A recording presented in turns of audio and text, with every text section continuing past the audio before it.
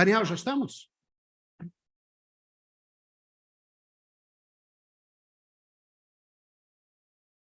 Okay. Well, good afternoon, ladies and gentlemen. Welcome to the second afternoon of the third international workshop of structuralist development macroeconomics. Now we'll have a special section about the comparative economic development of India, Brazil, and Argentina.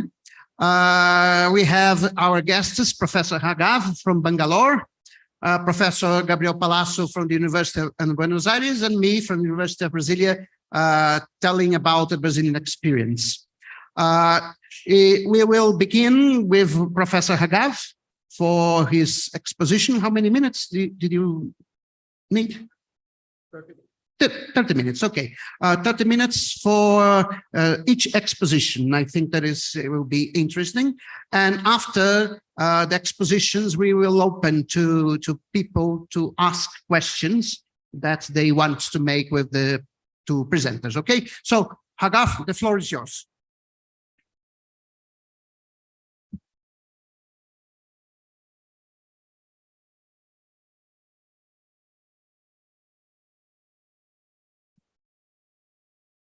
Okay, thank you. Thanks, Jose, and thanks for this warm welcome. And it's a great privilege and honor to be here on the third workshop, Structural Developmental Macro. And it's been wonderful here to receive such a warm welcome here. It's very welcomed here, and thank you for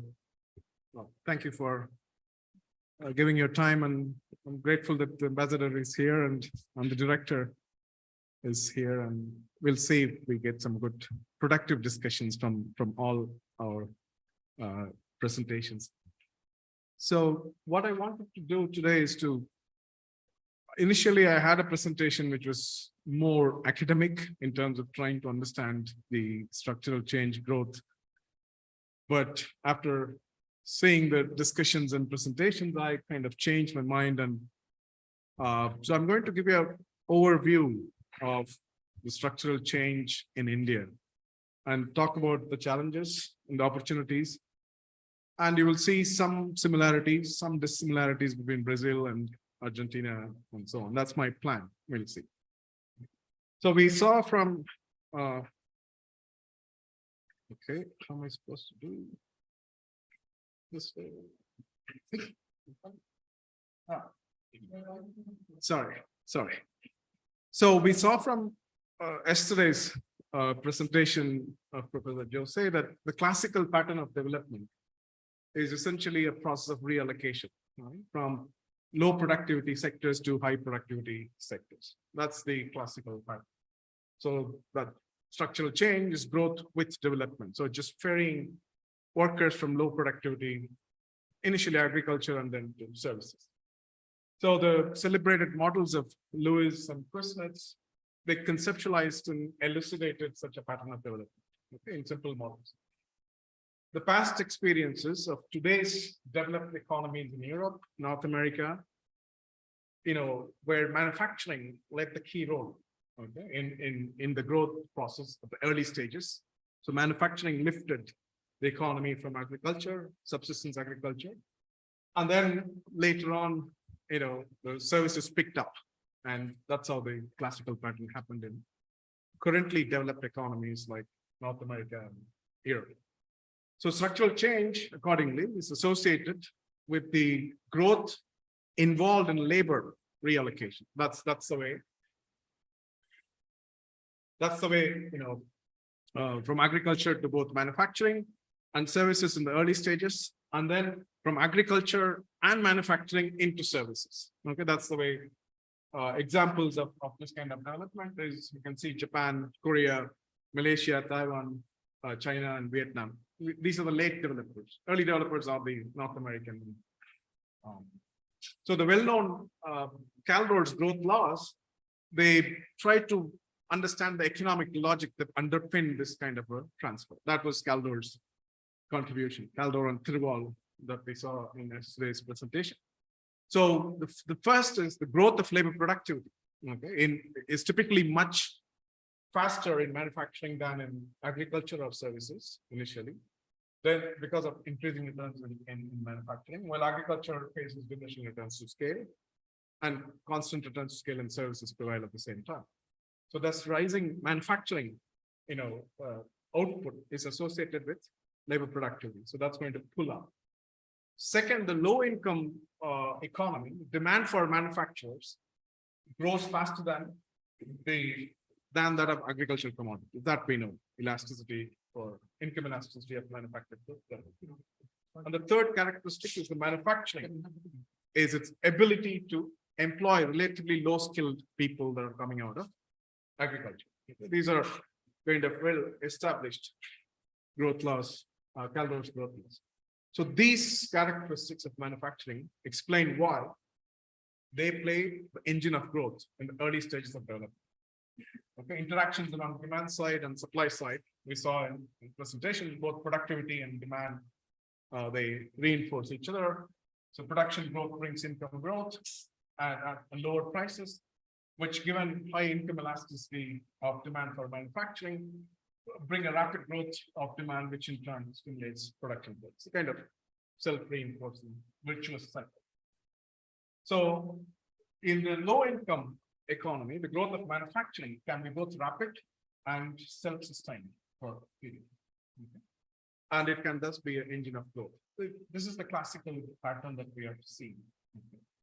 Now, however, things change as economies develop and incomes increase. For one thing, the income elasticity of demand for manufacturers decline, while the services increase. As our income increases, you start consuming more services. Secondly, precisely the labor productivity grows rapidly. The ability of manufacturing to absorb labor declines. So it's not able to absorb the labor that's coming out from agriculture. So after a certain level of development that's been achieved, the service sectors takes over. Okay, the manufacturing lead as a lead role in the growth process. Yielding, this is the classical pattern that we have seen. Now, this is the empirically observed across developed countries, early developers. And as you can see, this is the inverted U-shaped pattern that emerged. So initially manufacturing picks up and then it reaches certain peak and then it turns around. Okay, this is the developed. And the peak can happen at different levels of GDP per capita. Some countries will have a peak much earlier if the labor productivity growth is very, very high. Some other countries will have a later peak. But this is the inverted U-shape. And a classic paper by Herendorf, and they actually showed when the peak happened, the peak happens in the agriculture and peak happens in the manufacturing. When it turns around, services picks up exactly at the same point. This is Herendorf's paper, which is a very celebrated paper in development that they actually showed in the case of developed countries as they reach the peak and plateau and about to turn around, services picks up. Now, this we all know. I mean, this is the classical pattern that we have studied in the textbooks and we have actually experienced in terms of. Now, as I said, the peak happens through different levels of GDP. Empirically, we have shown in the literature there's an unconditional convergence between developing countries and developed countries in terms of manufacturing. Okay, so this means that the growth of labor productivity in manufacturing is faster in today's developing countries than developed countries. So an implication is that the employment share in manufacturing can be expected to reach its peak at a much shorter time period in the developing countries. So that you see in Japan. In Japan's case, the employment share of manufacturing increased from 9% to the peak of 25% over a period of 83 years. Whereas in South Korea's case, the peak happened in just 23 years. Whereas the UK's case, the manufacturing peak was 34% in 1871, when its per capita GDP was just $5,800, declined very slowly to 31% in 1971. So the deindustrialization was stretched for almost 100 years in case of UK. Now, does that imply the late developers, experience, they reach the peak and decline earlier at the lower per capita GDP. Is that premature deindustrialization that happens in, developing countries at a much lower GDP per capita. One can't say it with certainty because of it's a dynamics between productivity and demand dynamics, that self-reinforcing effect, which one offsets what. So the employment share in manufacturing will continue to rise as long as the demand effect outweigh the productivity gains. Okay. So with higher growth, and as the pattern of demand shifts from manufacturing products to services, the demand effect can get weaker and the turnaround of the virtuous cycle start to begin. This is the well-known pattern of development across the world. Now, from this perspective, okay, the question is, what about India's experience? So the recent experience, in short, if you want, this is the slide, you can go back to your offices. So essentially, you don't have to wait for the whole lecture. In short, the recent experience in India seems anomalous to the documented pattern of development. So the rapid service growth, absolutely flat manufacturing growth, very slowly, gradually declining agriculture growth. This is a signature in India that we see. You can come from very different perspectives. If you can look at the data from very different perspectives. Finally, you will come to this conclusion. Okay, the fall in agriculture is not as rapid as we expect from theory. Manufacturing is flat for 20, 30 years. Employment share in manufacturing is flat. Services grow. Okay, that's services is picked up. So structural change accompanying this growth process naturally has not confirmed the classical pattern of development that we see around the world, and Indian experience defies Caldor's growth law in that sense. So, however, the recent literature claims that services can be the engine of growth. Okay, like manufacturing was in the previous era, now it is the time of services. So India is a service-led growth, example of a service-led growth. Services have reached that kind of a potential like a manufacturing where they can employ people, absorb, people from agriculture and so on. So services has replaced the older engine of growth. So this is the claim by people like Subramanian was he was the advisor to PM, Chief Economic Advisor to Prime Minister for a number of years. So his claim, he's also a colleague in Asim Prem. He comes one semester, he teaches there in Asim Prem University. He's now working on a big book on India and China. All right, so that's his. There's a group of people who claim that services are the engine of growth, not manufacturing. So let's look at the pattern of structural change.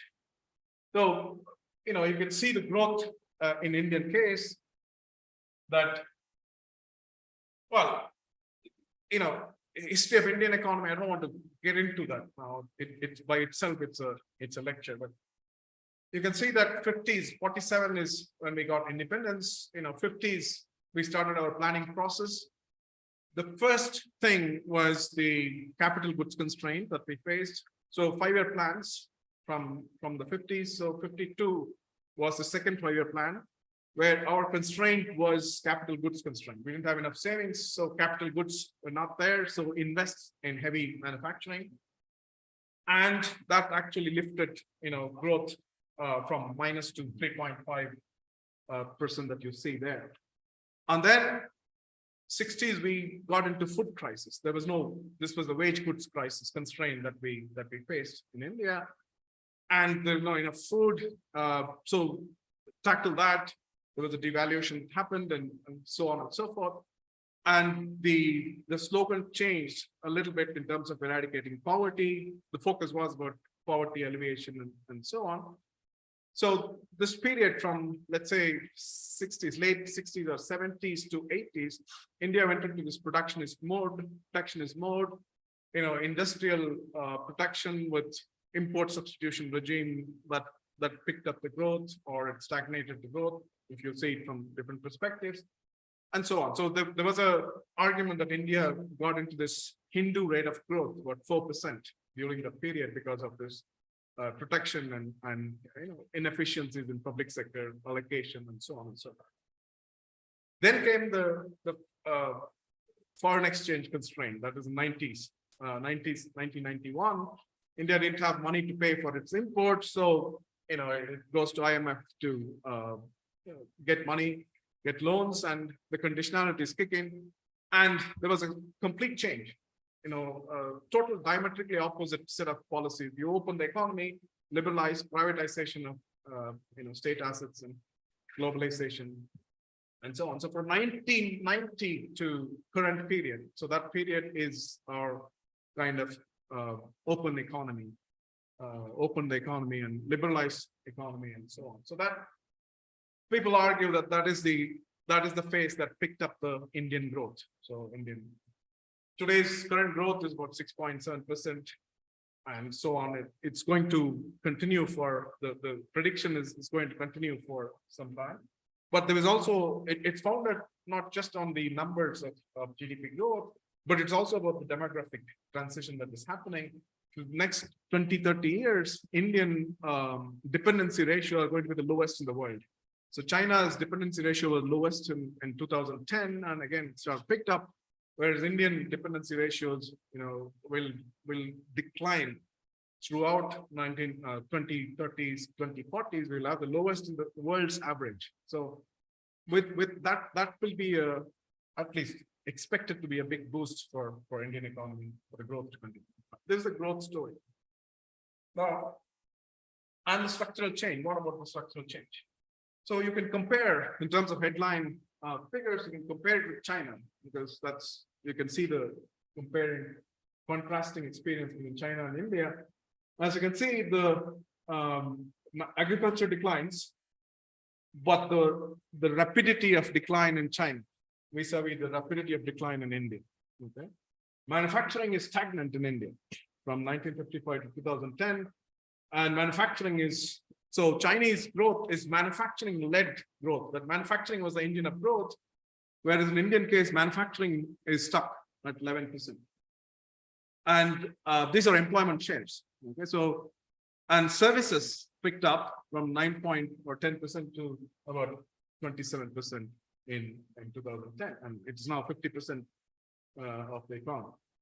China, again, services picked up, but the service pickup is on the back of manufacturing-led growth. Okay, so that's the difference between India and China. Now, so you can see as I said, the striking difference between these two countries is the stagnant manufacturing in India, pace of slower decline of agriculture. So agriculture is not releasing, workers from that sector as fast as the modern classical models. So between 78 to 2010, the employment share in agriculture declined by 20 percentage points in India, whereas it's 34. Okay, so China is much more of manufacturing, right? Employment in in the employment share of services in India increased much faster in China than in India. Between 2000 to 2010, service growth is about 3 percentage points in India, whereas in China it was about 7 percentage points. Now, this is the share of manufacturing and industry. So industry is manufacturing plus construction plus mining. So some people use and most important part is the construction part we will see later on in Indian case. So this is the share of manufacturing, and so yeah, I should do this.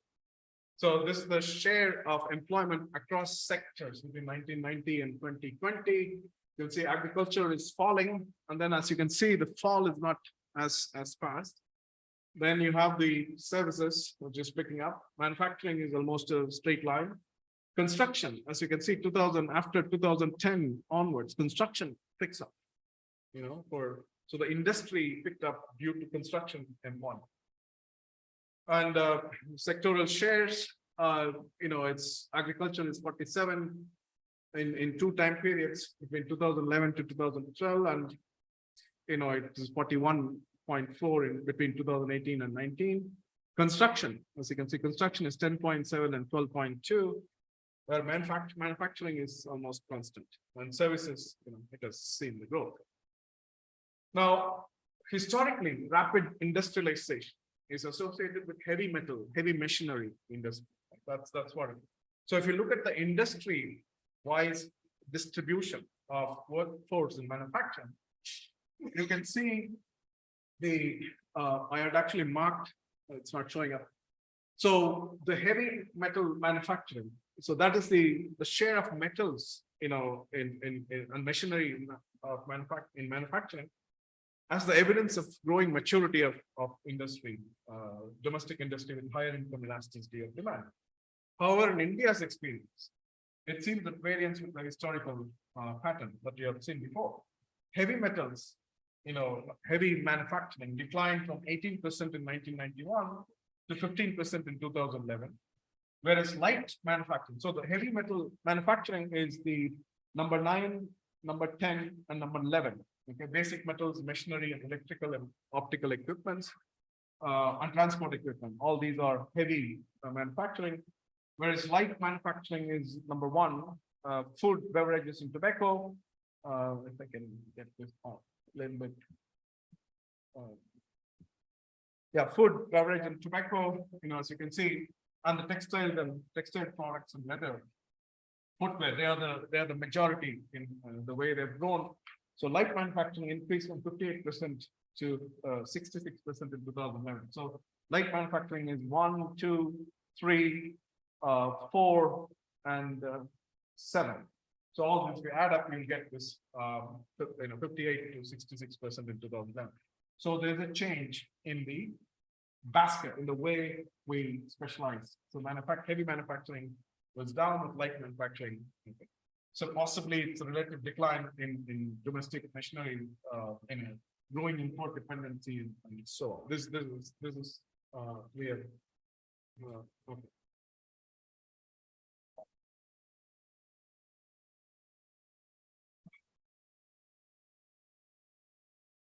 Why is it?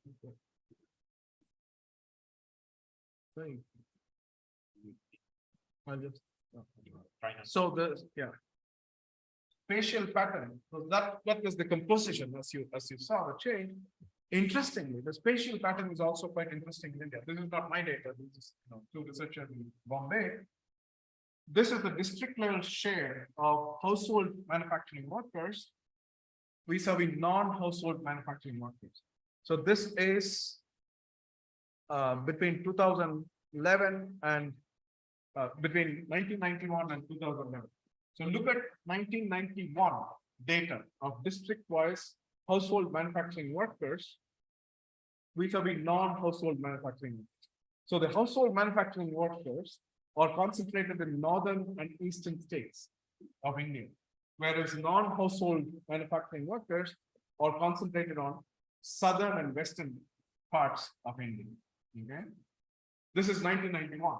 You might expect the pattern has changed in 2011. No, the pattern remains quite stable in terms of the district-wise data.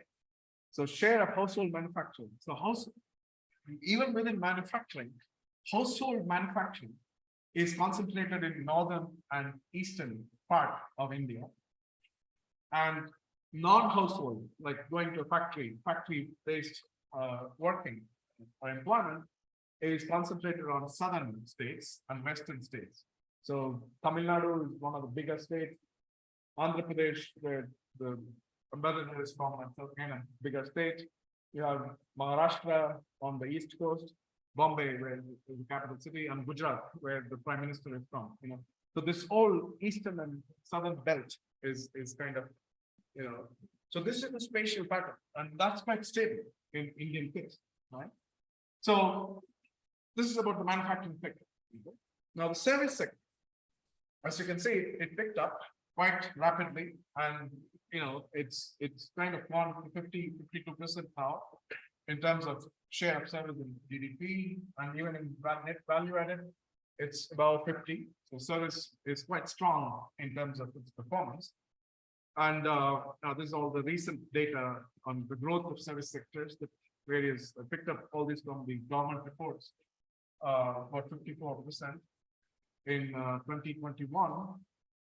Then the growth in service sector that contribute essentially to exports are IT and IT enabled services.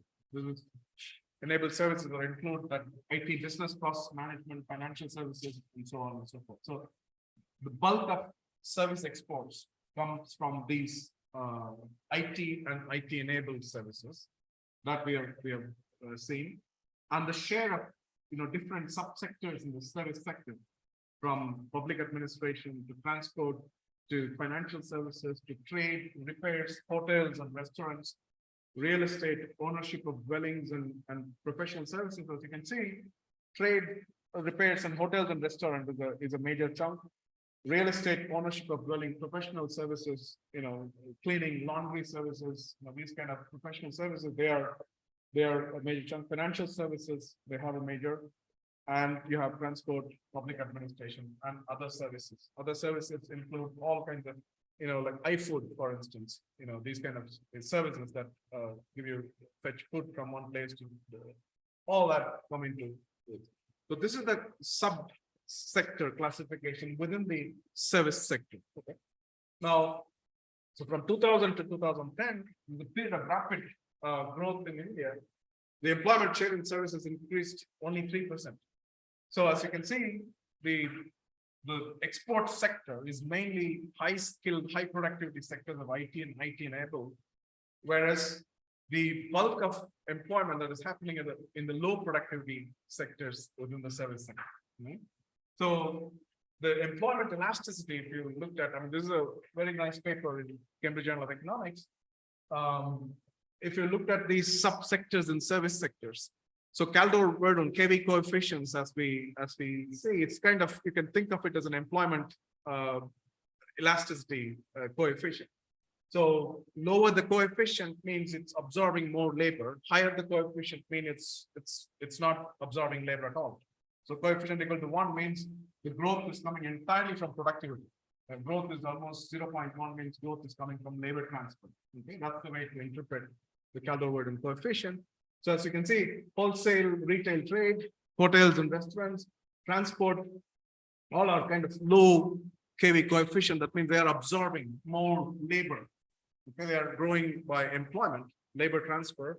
Whereas financial intermediation, real estate, they have a slightly higher KV coefficient. That means they're growing by productivity, higher productivity rather than labor transfer. Oh, all right. So KV coefficients in the aggregate sector between 2005 and 2010. So, okay, I have to rework my time. So, in terms of contribution to service sectors, wholesale, retail, trade, so these are the sectors that give you employment rather than which are low productivity, and high productivity sectors are not. They're actually giving you higher value added. They're going for exports. Fine. So, what about the types of employment? So this, I had marked so many things here. Fine, it's all gone. So the types of employment is, first you look at organized and unorganized sector.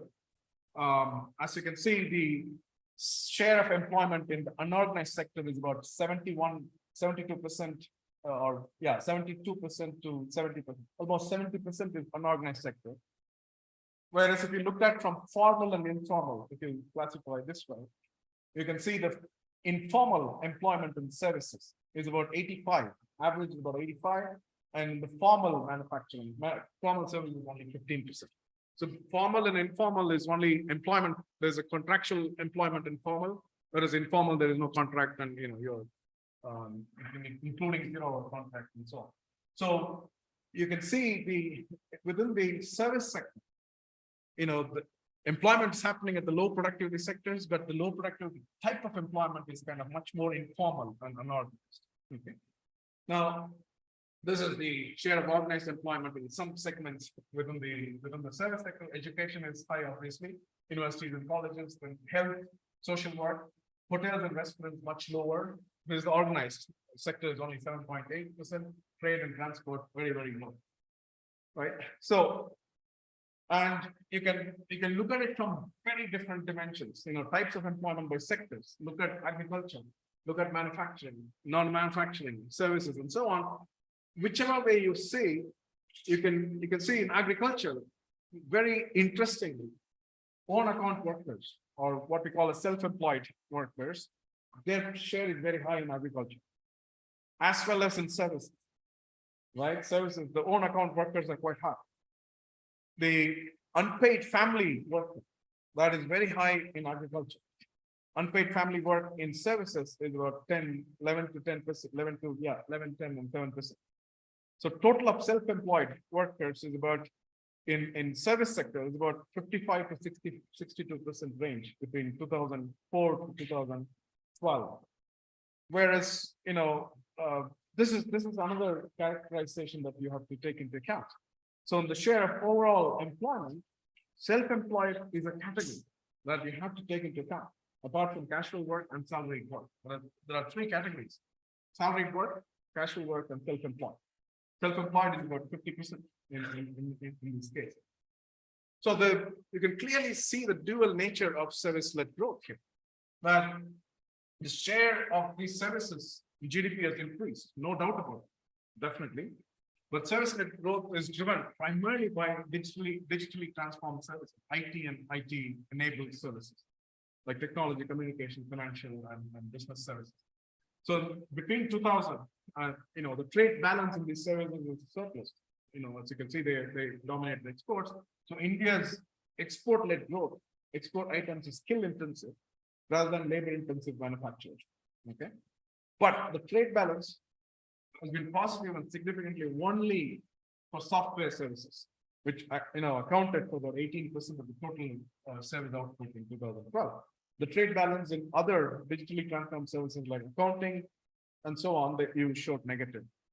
Moreover, the growth in non-traded services, this is the important bit, but that's the duality here. Non-traded services, which accounted for the bulk of service output, has also been rapid, though relatively less rapid than the, technological component. So it looks like the bulk of demand for services have been driven largely by domestic demand. So where is this demand come from? So if you look at the share of distribution in bottom 50 to middle 49% and top 1%, the top 10%, if you add this 9 and 1, you'll get the top 10% increase their share from 33 to 54% between 1990 and 2012, about a 65% increase. Consequently change in the pattern of demand, high elasticity for non-traded services. So demand internal, domestic demand is coming from the upper segment of the distribution. The second source of the FDI flows that, which went not just into IT and IT-enabled services, but also went into non-trade services like malls, supermarkets, and so on and so forth. So this is FDI. Nature of FDI in India is not. Earlier it was, you set up a plant, and that still happens in the southern and western states. Like behind my house, there is a huge plot of land. Mercedes-Benz is building something for their thing. So there's a manufacturing that happens in the southern and western states. There's an investment that is coming in, but also equity investment that's flowing in terms of FDI. Now, so information technology. So this is the duality in the service sector. Now, the main argument that is made by Subramaniam and others that it's a service-led growth. That digital transformation is transforming it has acquired some character of manufacturing. It has to be taken with some kind of so for services to drive the structural change, it has to absorb labor moving out of agriculture and manufacturing. But manufacturing is flat, so it has to absorb. So, but what we see in the data from the employment elasticity is low for high productive services. Okay, so employment elasticity is high for low productivity services like wholesale and retail. Labor moving out of agriculture absorbed by low productivity services. As we saw, these sectors are highly informal, low wage, and also greater levels of self-employment in these sectors. So the missing piece in the puzzle, again, the duality is fine. The missing piece is this, that India's female labor force participation fell drastically, right? From 1977 to It actually is now about 15%. You know, it's like between urban and rural areas, it's let's say 20% on an average. This is dramatic fall. Where are these women going? There's a missing women in Indian story, right? So India, approximately 450 million women, you know, are in the fall in the working age of 15 to 64. But the labor force participation declined sharp. It's about 17.5% in 2008, which averages about 20%. Now, where is India standing in all the developing countries in terms of GDP per capita? I can see India is outlier. India is clearly an outlier in terms of female labor force participation. You know, this is a puzzle. We don't know. Okay. The story, one way to look at it is you can see own account workers, you know, the self-employed, unpaid family workers in agriculture, and so on. This is one type of story that is trying to talk about why is the female labor force participation very low in India, right? Now, the female employment in manufacturing and services, urban areas, it's relatively higher than the rural areas in terms of self-employed and unpaid workers and so on. And the other characterization, the labor market is segregated in terms of caste-wise segregation, caste and religion. So Brahmin, high caste, OBC is the backward caste, and Dalit is the lower caste, below backward caste. In Adivasi are the tribals, Muslims, Sikh, and Christians. As you can see, you know, labor market segmentation by caste is also quite interesting in India. You know, so there are certain sectors where you have, you know, dominated by Brahmins, and there are other sectors where the service workers and so on is much more the other castes and other religions. So this is the labor market segmentation in terms of caste. I'll finish it quickly. So in conclusion, 3 distinctive features of structural change stand out. Agriculture share is falling gradually, fine. The employment share in manufacturing failed to increase, which tells the story of non-industrialization. India is not even industrialized. With no deindustrialization. India is not industrialized in the first place. Rapid growth in services, which we saw, there's a duality. Okay. So the pace of structural change has been too low, which suggests a very slow improvement in the employment. Possible way forward, when we talk about skill generation, yes, that is one current emphasis about skill generation to absorb labor. Industrialization strategy is very much on the cards. However, industrialization strategy, not in the conventional sense. Growth-obsessed development strategy must be replaced because we have been crossing this river all the time, right? Many times. During the COVID pandemic, we have seen that the fragility of such conventional growth-led development process, economies without proper care, safety net, public health and social care suffered the most. So we need industrialization strategy, but it has to be socially embedded, okay? And buttressed and reinforce the social reproduction of labor and equality. It reinforces what Oslam talked about yesterday in terms of care, investment for strengthening social infrastructure. You know, that's the pillar of the strategy. But we must go beyond that and invest in enabling services, that enabling services in the care infrastructure as well. For example, intimate partner violence is one of the violence at home, violence in the workplace, violence in public places, and so on. That is one of the major issues for women not being able to realize their potentials and capabilities and so on. I mean, I've worked in this area for some time, multi-country study. We looked at from a input-output SAM-based multiplier models, how much is the leakage, because women don't go to work after episodes of violence. So the prevalence rate is 30% in an economy. If they don't go to, just by absenteeism, they can't work. So you can see the leakage from, due to violence is about 0.8 to 0.9% of GDP. So this is, yeah. So rethinking development means we need to rethink, these basic concepts like potential output and so on. So potential output, the level of output that could be produced with, with what is excluded, both gender, race, and so on. So I leave it there with Robert Frost's poem. So this is something that we need to think of. do we need to take the path that we already traveled? We need to, we need to take the path that we have not traveled before. This was available to us. We didn't take it. Now we need to have the courage to travel in the path, but not take it. Thank you. Sorry. Okay, many thanks, Professor Hagaf. Now, Professor Gabriel Palazzo from the University of Buenos Aires. Gabriel, the floor is yours.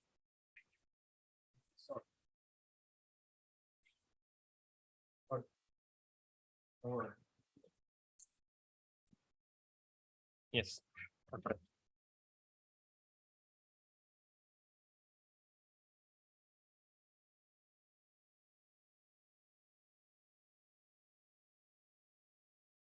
Yes, I think this one. No. I know the PDF. Should be the PDF. No. Slide flats.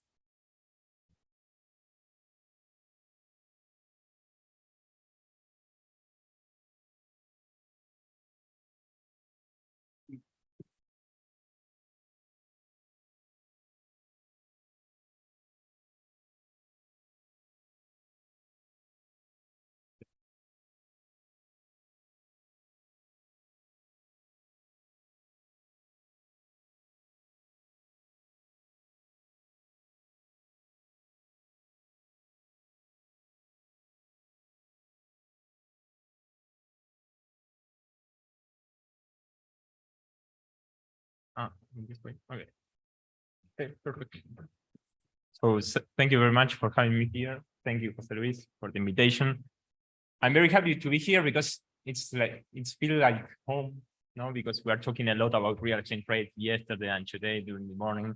And because I identify myself as a structuralist development and macroeconomics, it's like there is a lot of things that were already told by Jose Luis that I'm going to show the data. Now I'm going to be the guy that's going to show the data about how the real exchange rate impact in tradable performance. So this is a paper. I mean, I supposed to talk about Argentina. This is a paper about Argentina. My presentation is going to be more academic. It's going to be about one paper, but I think that is important paper. That's why I wrote it. No, that's the joke. But I didn't. But I like this paper. It's co-authored with Martin Rapetti, that is also a professor at the University of Buenos Aires. So the paper is called "From Macro to Micro and Macro Back: Macroeconomic Trade Elasticity in Development Economy." I'm going to explain the title later, but macroeconomic trade elasticity means real exchange rate elasticity and also income elasticity, for export and import. So I'm going to talk all the time about most of the time about real exchange rate elasticity. In the paper, we also have some conclusions about the income elasticity, but I'm going to focus on real exchange elasticity. So this is the outline. I'm going to speak about the motivation and the contribution. I will try to explain why we are very obsessed with the real exchange rate in Latin America. So because there is a debate around that, so that's why. Then I'm going to show you two sets of results, some from macro to micro, and then from micro to macro. No, I'm going back to the macro, and then I'm going to show you the conclusions. So, okay, I'm not seeing the title of the slide, but it's okay. This is the motivation and contribution. So the question is elasticity pessimism or optimism? No, that's the debate in sometimes here in Latin America. We have some guy, some scholar, very, very well-known scholar, that says that the real exchange rate do not have any role in tradable performance. No, also in imports, that is more weird, but particularly in export, they say, okay, maybe you have a devaluation, but you do not see that your export volume increase. So it's weird to be obsessed to having a competitive real exchange rate because it may have distributional consequence.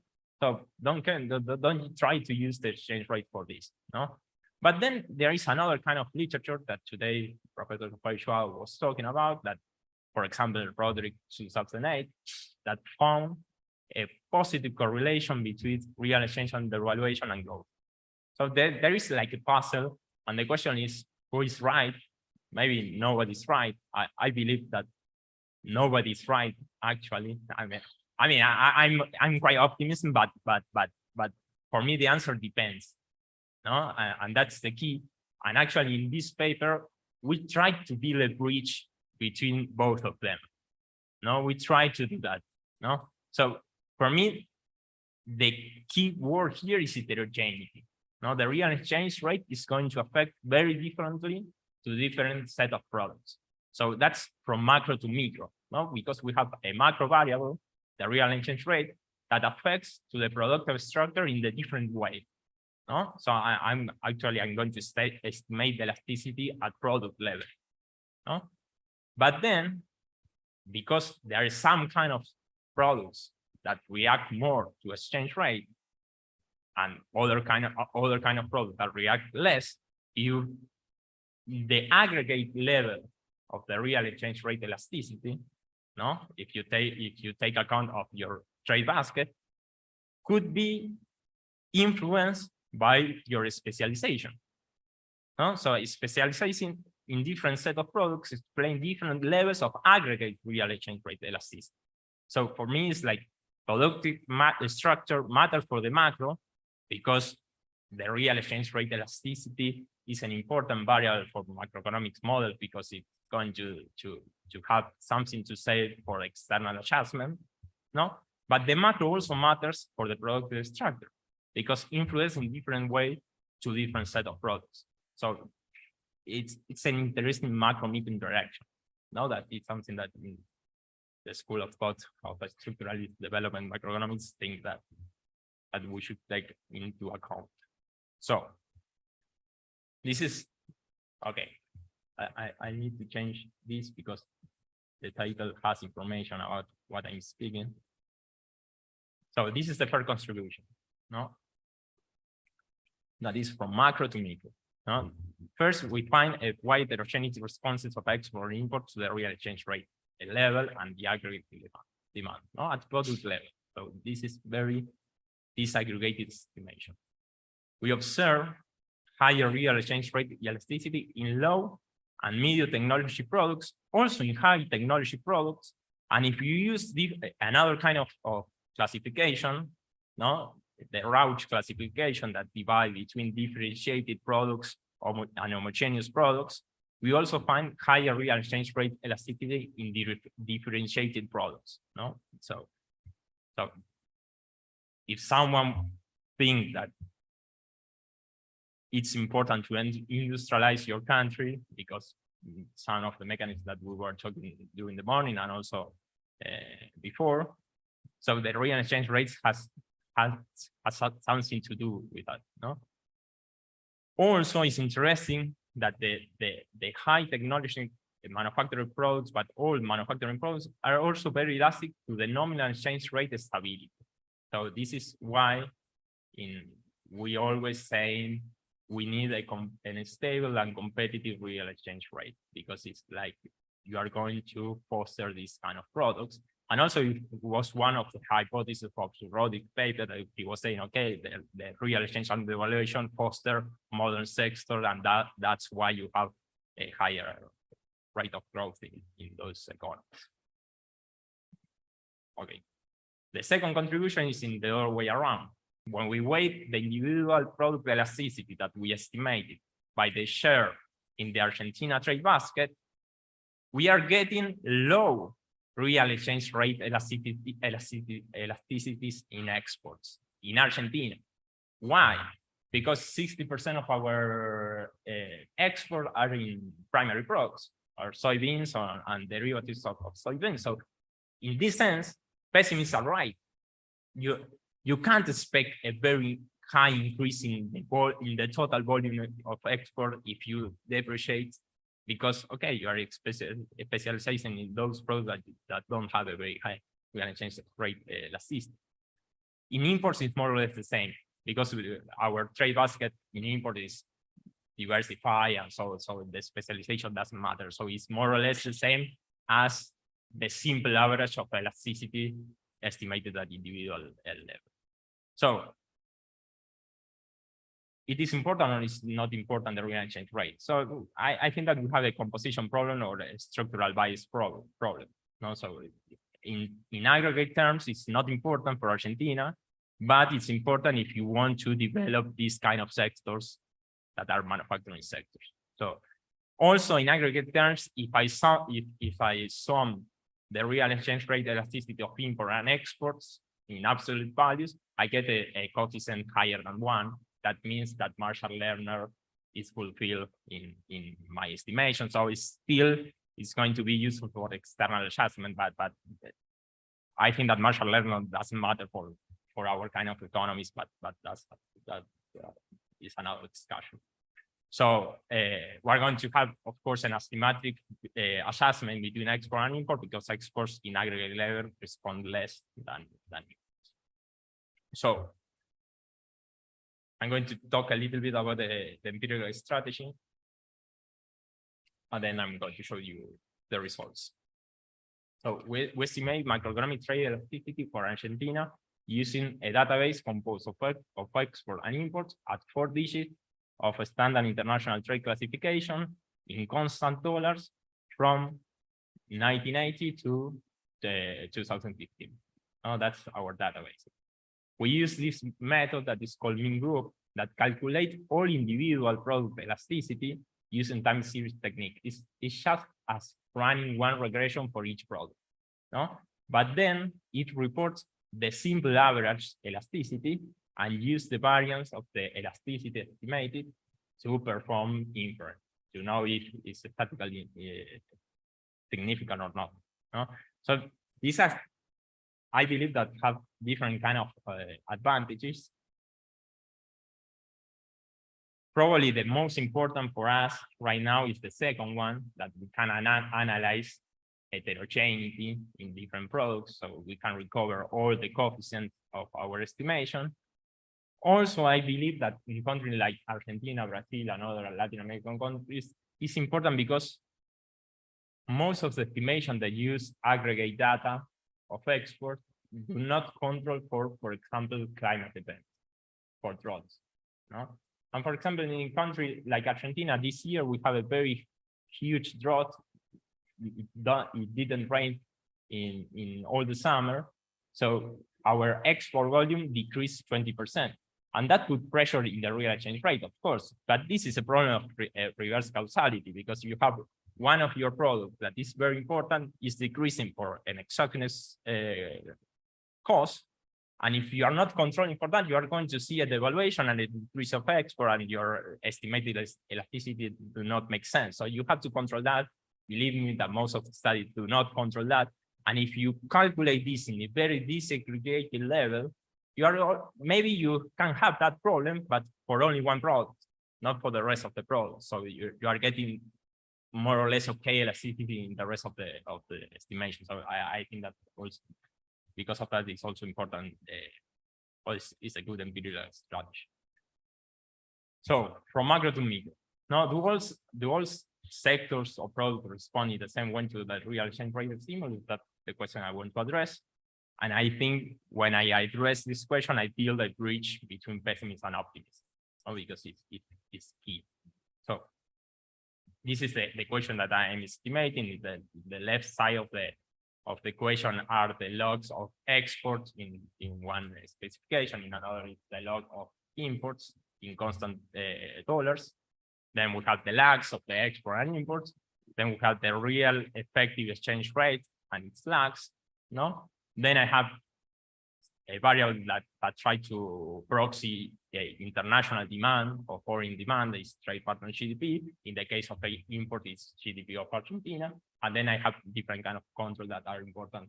One are important in export, or are important in imports. So in export, just to try to keep it simple, I'm only going to show you the results of our preferred estimation. That is the one that controls for the nominal exchange rate stability. I'm only going to show that regression. I think that is very important to control for nominal exchange rate stability, because how the real exchange rate impact to export. It's not because when you have the depreciation, you are going to start selling your products cheaper to the rest of the world, and you are going to have an increase in demand. That do not happen. No, the prices are more or less fixed in dollars. So the thing that is happening is that you have an increase of on the amount that you are getting after a depreciation, no? And so you are having a higher profitability, and the higher profitability foster investment in those sectors, and only then you start producing more and exporting more. So, but you are only going to invest if you expect that this higher profitability lasts for some time. So nominal exchange stability makes sense to try to capture that, because if you can't just a devaluation and then you have an appreciation until the same level, you're not going to see anything, because nothing in investment is going to happen. So you have to have a depreciation and a stability of the nominal exchange rate. So that's why I think it's important. So this is some of the results for X. No, I only showing you the long run elasticity. No, after all the adjustments. So the first column is when I estimate for all the products. No, simple average elasticity. This is, I mean, this coefficient do not mean how much is going to be increased the export volume after the depreciation. It's the average simple elasticity of all the products of 502 products. So actually, I'm getting a quite high real exchange rate elasticity for all the products. But what happens if I start dividing my sample by different kind of classification? So from the second column until the sixth column, I use the last classification that divide in primary products is the first one, resource-based manufacturing products, no, manufacturing related to natural resources, low technology products, medium technology products, high technology products. Yeah, the column 7, 8, and 9 use the Rauch classification that divide between differentiated products, reference prices products that have reference price, international reference price, for example, soybean or something like that, and homogeneous products. No, so what we see, primary product has very low real exchange rate elasticity. Also, resource-based manufacturing products, but we found very high elasticity in low technology, in medium technology, and also in high technology. It's not that high technology is not responding to the real exchange rate. So this is interesting because I mean, there are a lot of people that are saying that, okay, we need to increase our manufacturing exports. So with the real exchange rate, maybe you are getting that, at least in Argentina, at least in my estimations. So the same is if you use the Rauch classification. Differentiated products have a high elasticity. Reference price products more or less, and homogeneous products do not respond. So I think that is an interesting result. And also it's very interesting the elasticity to the nominal exchange rate stability, because look how the high technology manufacturer responds to the stability of the nominal exchange rate, much more than, for example, primary products or the other products. So I mean, this is something that it's a very useful evidence for people that support the stable and competitive real exchange rate. Yeah, we are getting those results that are very interesting.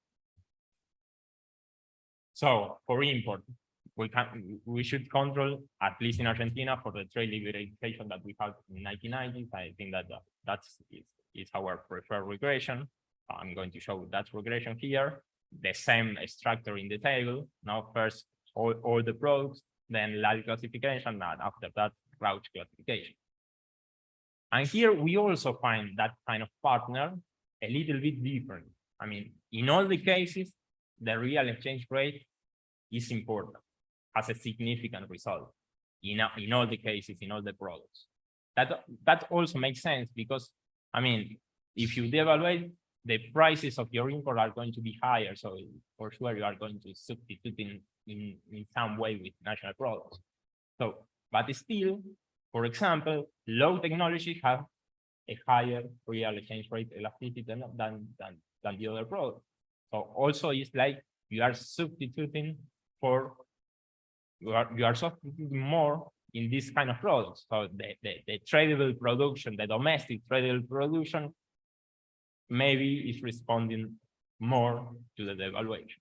So and for routes classification, the difference are very clear. So differentiated products have a higher elasticity than products with reference price and then homogeneous products. So this is important from a developmental point of view, no? Because it's like, okay, you have a macro variable that may have interesting results or effects to the structural change in some way. So, but I'm also a macroeconomist, so I want to know how the real exchange rate affects the aggregate export and the aggregate import. So the question is, what will be the aggregate real exchange rate elasticity if we weight them, our estimations, by the Argentina trade basket? No, and also we can try to change. I mean, to use our estimation of elasticity, but instead of weighting by the Argentina trade basket, maybe wait for the world's trade basket, just to realize if there is a composition problem in the results. And we got that. No? So what is this table? No, the left panel is about imports, the right panel is about exports. The first column says what are the elasticities that I'm reporting. So I'm going to focus only on real exchange rate elasticity. No, the second column indicates which specification in the regression we are using. We have different kind of robustness tests, or we have different kind of specification. The first one in each table are our preferred regression of import and export. So in import, what happens when we weigh our individual product elasticity by the share in the trade basket of Argentina? We got more or less the same as the simple average elasticity, because we don't have a very clear specialization or concentration of the imports in any kind of product. So if we use the shares of those products in the trade war in the world trade basket, we also get more or less the same result. But that changed a lot in the case of export. In the case of export, we are getting this very low real exchange rate elasticity if we weight by the shares of Argentina trade basket, but multiplied by 3 if we use the world trade basket. And why is that? Is because the world trade basket is not specialized in primary products, and we are. So if some of the pessimism scholars see this result, is going to see we were right, no? But the structuralist development school sees, if they see this result, they are going to say, okay, we are right. But I think that both are right in some sense, no? But makes sense. I mean, for me, it makes totally sense. So what are the conclusions of the paper? For me, there is an interesting macro-micro and micro-macro interaction, no? The productive structure matters for the macro because it's going to define your aggregate level of real exchange rate elasticity that is important for external adjustment. So, but the macro also matters for the productive structure, because if you have an overvaluation of your real exchange rate, you are going to have some kind of Dutch disease. I mean, our results are the same of the Dutch disease. So for me, this is important to think about what is the macroeconomic environment that is helpful according to the international economic specialization that is desired. I mean, something that the policymaker will have to define. I mean, we want to go in this way or in another way, but the real exchange rate has something to do about that. So elasticity pessimism or structural bias, I think that is both. I think that the key of our results is heterogeneity. Now we have a very heterogeneity results in different kind of products. And of course, in the paper, we have a lot of robustness tests that allow me to conclude that the results are robust enough to our conclusion. So that's all. Thank you very much.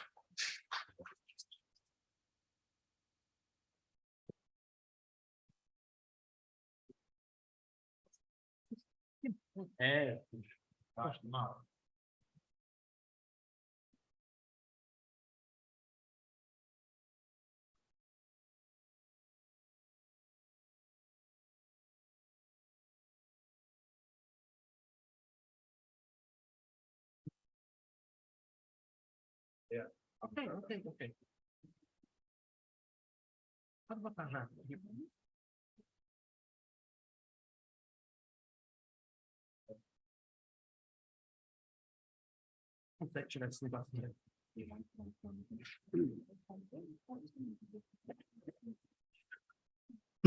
Oops. Well, good afternoon for everybody. My slides are part in Portuguese, part in English, but I will speak in English so everybody can understand me. Well, this presentation actually is the first class of my undergraduate course called Brazilian Contemporaneous Economy. And in my first class of my undergraduate course, I told to the students that this course can be also named The Rise and Fall of Brazil. So the story that I will tell here today is about the rise and fall of Brazil. And this story has a lot to do with the origin of my family. As many of you know, I'm born in Rio de Janeiro in Brazil, but my father is Spanish and my mother Portuguese. My father immigrated from Spain in 1954 with 17 years old only. And my mother migrated from Portugal in 1956. They met together in, I believe, 1969, 1970 in Rio de Janeiro. They married. And then I was born, okay? But the country that my parents moved, Brazil at that time, was one of the highest, had one of the highest growth rate in the world. In the end of the 70s, Brazil had the largest manufacturing industry in the world. The manufacturing output of Brazil is higher than the combined manufacturing output of China, India, and South Korea. We have the most sophisticated manufacturing industry of the developing world. Everything seems to tell to us that Brazil will become a world power by the end of the 20th century, that Brazil would be now as, for instance, China or India is. But unfortunately, something goes wrong since the 80s, and then we trapped in a middle income trap, a trap that we are no longer, we didn't has no capacity to get out. Okay, so this first slide is the GDP growth rate, 10-year moving average of GDP growth rate in the Brazilian economy from 1930 to 2020. So as you can, as we can see, tem laser nisso aqui? É o botão grande? É isso aqui. Okay. As you can see, during the 30s and 40s, which basically coincides with Getúlio Vargas' government, the GDP growth rate of Brazil was an average of more or less 4.5% per year. Okay, but in the 50s we had a growth acceleration when during Getúlio Vargas' government and Juscelino Kubitschek government. Juscelino Kubitschek built this city, you know, Brasilia. That was inaugurated in 1960, was designed to be a sign for all the world that Brazil was capable to do. This is the words, not mine, but from President Juscelino Kubitschek. President Juscelino Kubitschek told that Brasilia was a sign to the world that Brazilians are capable to do whatever they want. So that's the meaning of the city. We can do a city in the middle of nothing and turn the city a huge capital city. That's the meaning of Brasilia. Okay, so we accelerated our growth rate to more or less 6% in the 50s, and we have a small growth crisis, not a crisis in the actual meaning of the term, but a small growth crisis in the beginning of the 60s, mainly because of this growth crisis. The political situation, the political contest for a state cap would surge, and we have the state cap of 1964. But on contrary, what happened in other dictatorships, like for instance Argentina, Chile, and other countries, the military government in Brazil remains a developmentalist government. Okay. So it's completely different from Argentina and for Chile. Our military are developmentalists. So they can have a political fight with the left, but they have the same goal of set economic development as the main goal of the Brazilian society. So in the 60s, between 1964 to 1967, a lot of structural reforms were done by the so-called PAEG, in Portuguese, Plano de Ação Econômica do Governo, in English, Plan of Economic Action of Government. We had, for instance, a reform on the financial sector that is very close to the one made by Franklin Roosevelt in the United States during the New Deal. So we have, a segmented financial sector with commercial banks, investment banks. We create our central bank in 1964, because before that, we do not have a central bank. Okay, so many structural changes were done during this period from 1964 to 1967. And then the so-called economic miracle. During you can see that from 1970 to 1967, we have a new growth acceleration. And on 1977, the GDP per capita of Brazilian economy was growing almost 10% per year in 10-year moving average. Okay, so from the 1930 to 1977, Brazil experienced a growth acceleration that looks like that, okay, Brazil will in the next 30 years will be a developed country. We will finally makes our destiny that was thought by the founding fathers of this country. The founding fathers for me was the Princess Leopoldina that signed our independence. Princess Leopoldina Oslan was the wife of our first emperor, Peter I, but she was Archduchess of Austria. And the colors of the Brazilian flag, green is from Bragança family in Portugal, and yellow from the Habsburg in Austria. So, okay, but so we have Princess Leopoldina, José Bonifácio, which was our first prime minister, and the Emperor Peter II that managed to maintain the country unified. Instead, contrary to what happened in Spanish America, that a lot of many countries surged after the independence from Spain, and our fourth grandfather of Brazil was Getúlio Vargas president.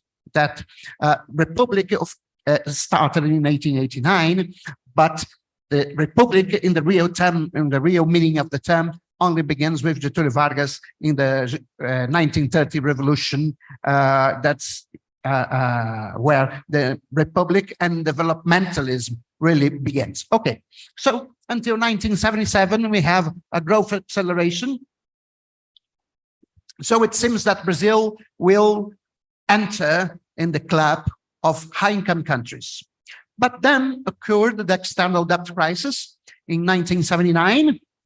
It hits not only Brazil, of course, all Latin American countries, but also South Korea, other countries in Asia. And our growth decelerates very rapidly and too much. So in the 80s, we had the so-called lost decade in terms of growth. So in the 80s, we have to manage two big problems, the external debt problem and the inflation problem. So during this decade is in the 1989 is when I started my undergraduate course in economics. I was just 17 years old and I started to study economics in 1989. 1989 was the year of our first presidential election since 1960. So we have 29 years without presidential election. So we returned to a full democracy in 1989, but we elected Fernando Collor de Mello that had another agenda of economic development. His agenda was very near of Thatcher and Reagan, you know, neoliberalism. So Brazil needs to reduce import tariffs, need to privatize state-owned enterprises, and so on and so forth. Well, and Fernando Collor de Mello tried to defeat high inflation with a weird economic stabilization plan that basically freezes all financial applications in Brazil for during a year. That, of course, that plan did not work. But because of that, Fernando Collor de Mello lost support from the people and from the Congress, and he was impeached in 1992. Then his vice president, Itamar Franco, took power and invited the ambassador of Brazil in the United States, the sociologist, famous sociologist, Fernando Henrique Cardoso, to be the finance minister. And Fernando Henrique Cardoso invited a very high quality team of economists to design the so-called Plano Real. And the Plano Real was finally successful to bring inflation down to one-digit level. In 1996, we have a one-digit level of inflation per year. So everybody, I remember that time, everybody in 1993, 1994, 1995 are very optimistic about Brazil. You know, now we had, because of Brady plan, Latin America had solved the external debt problem in the beginning of the 90s, and finally Brazil had defeated inflation.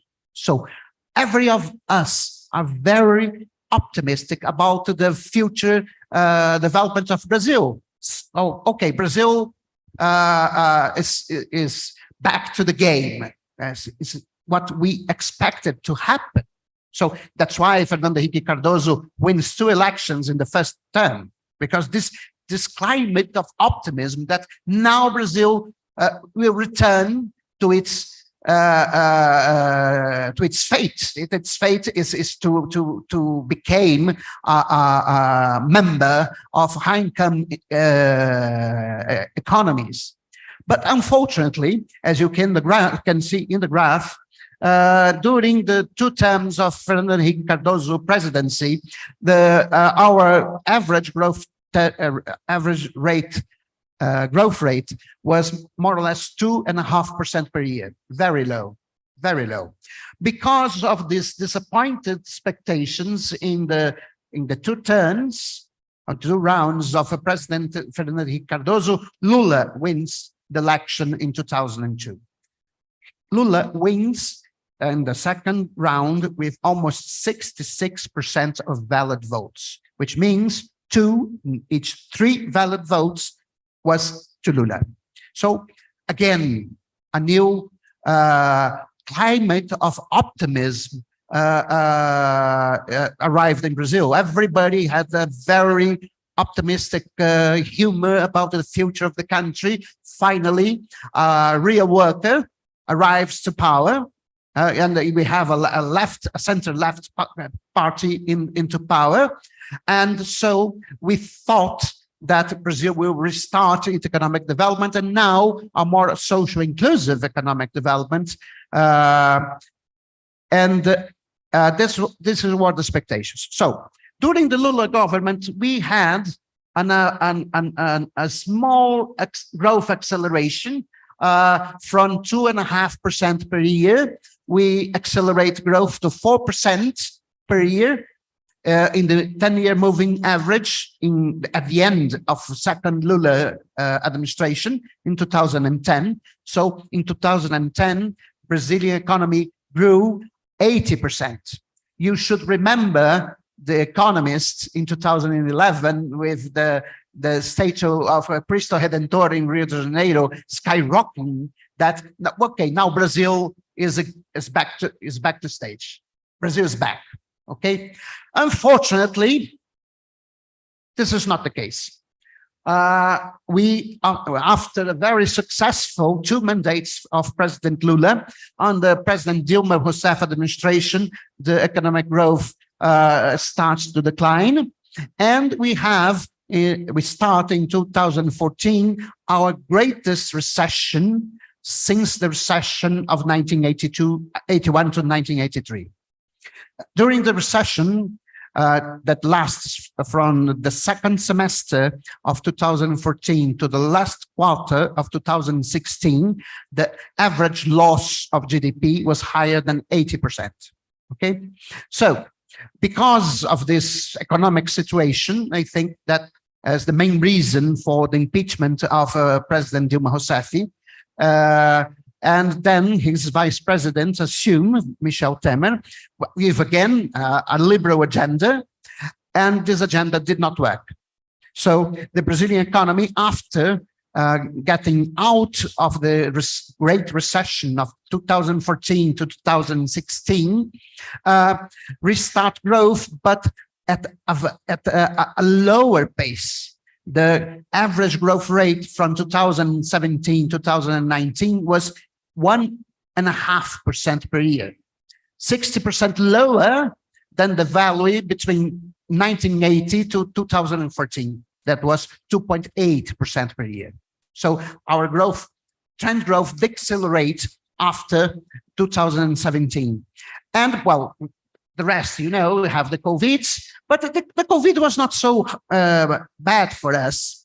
The Brazilian GDP falls less than 4% when compared, for instance, with Italy or with Spain that have a fall in GDP higher than 10%.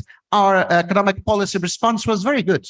We have only a loss of output of 3.5%, less than 4%. It was very good numbers.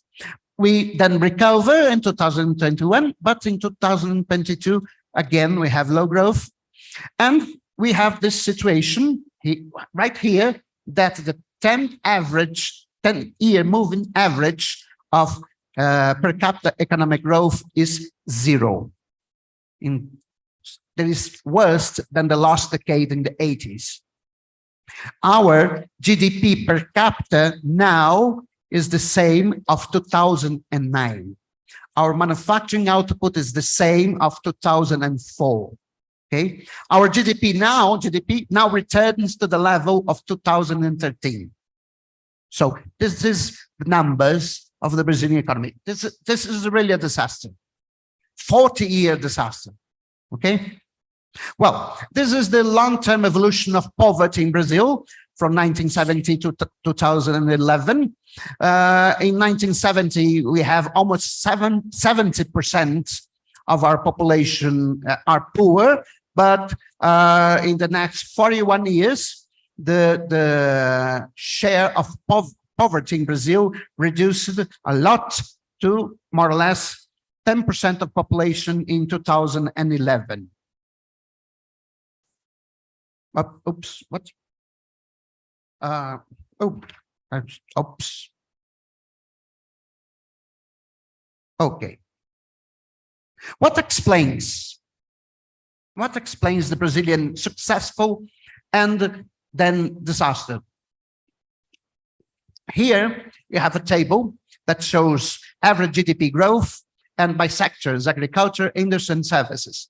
From 1950 to 2020, GDP growth at an average rate of 4.4%, agriculture 3.6%, industry 4.3%, services 4.5%. But if you split this time period in two sub-periods, 1950 to 1980 and 1980 to 2020, we can see that on the period of 1950 to 1980, our GDP growth was an average of 7.4%. Agriculture grows only 4.3%. Industry clear leads the development. Industry grows at 8.9% and services 7.6%. Okay, and if you split this period in another two sub-periods from 1950 to 1973, so the GDP growth was 7.5%, agriculture 5.3%, but manufacturing industry 12.11% average per year. So is the industrialization, fast industrialization of the Brazilian economy. Well, from 1973 to 1980s, the path of GDP growth reduced, and also the path of manufacturing industry growth decreases. But from this period, mainly we have a successful case. The problem is the period of 1980 to 2020, that GDP growth decelerated to 2.3%, agriculture decelerated to 3.1%, but manufacturing industry only 0.9%. So it starts our industrialization, because manufacturing industry output is growing lower than GDP. So this is the industrialization.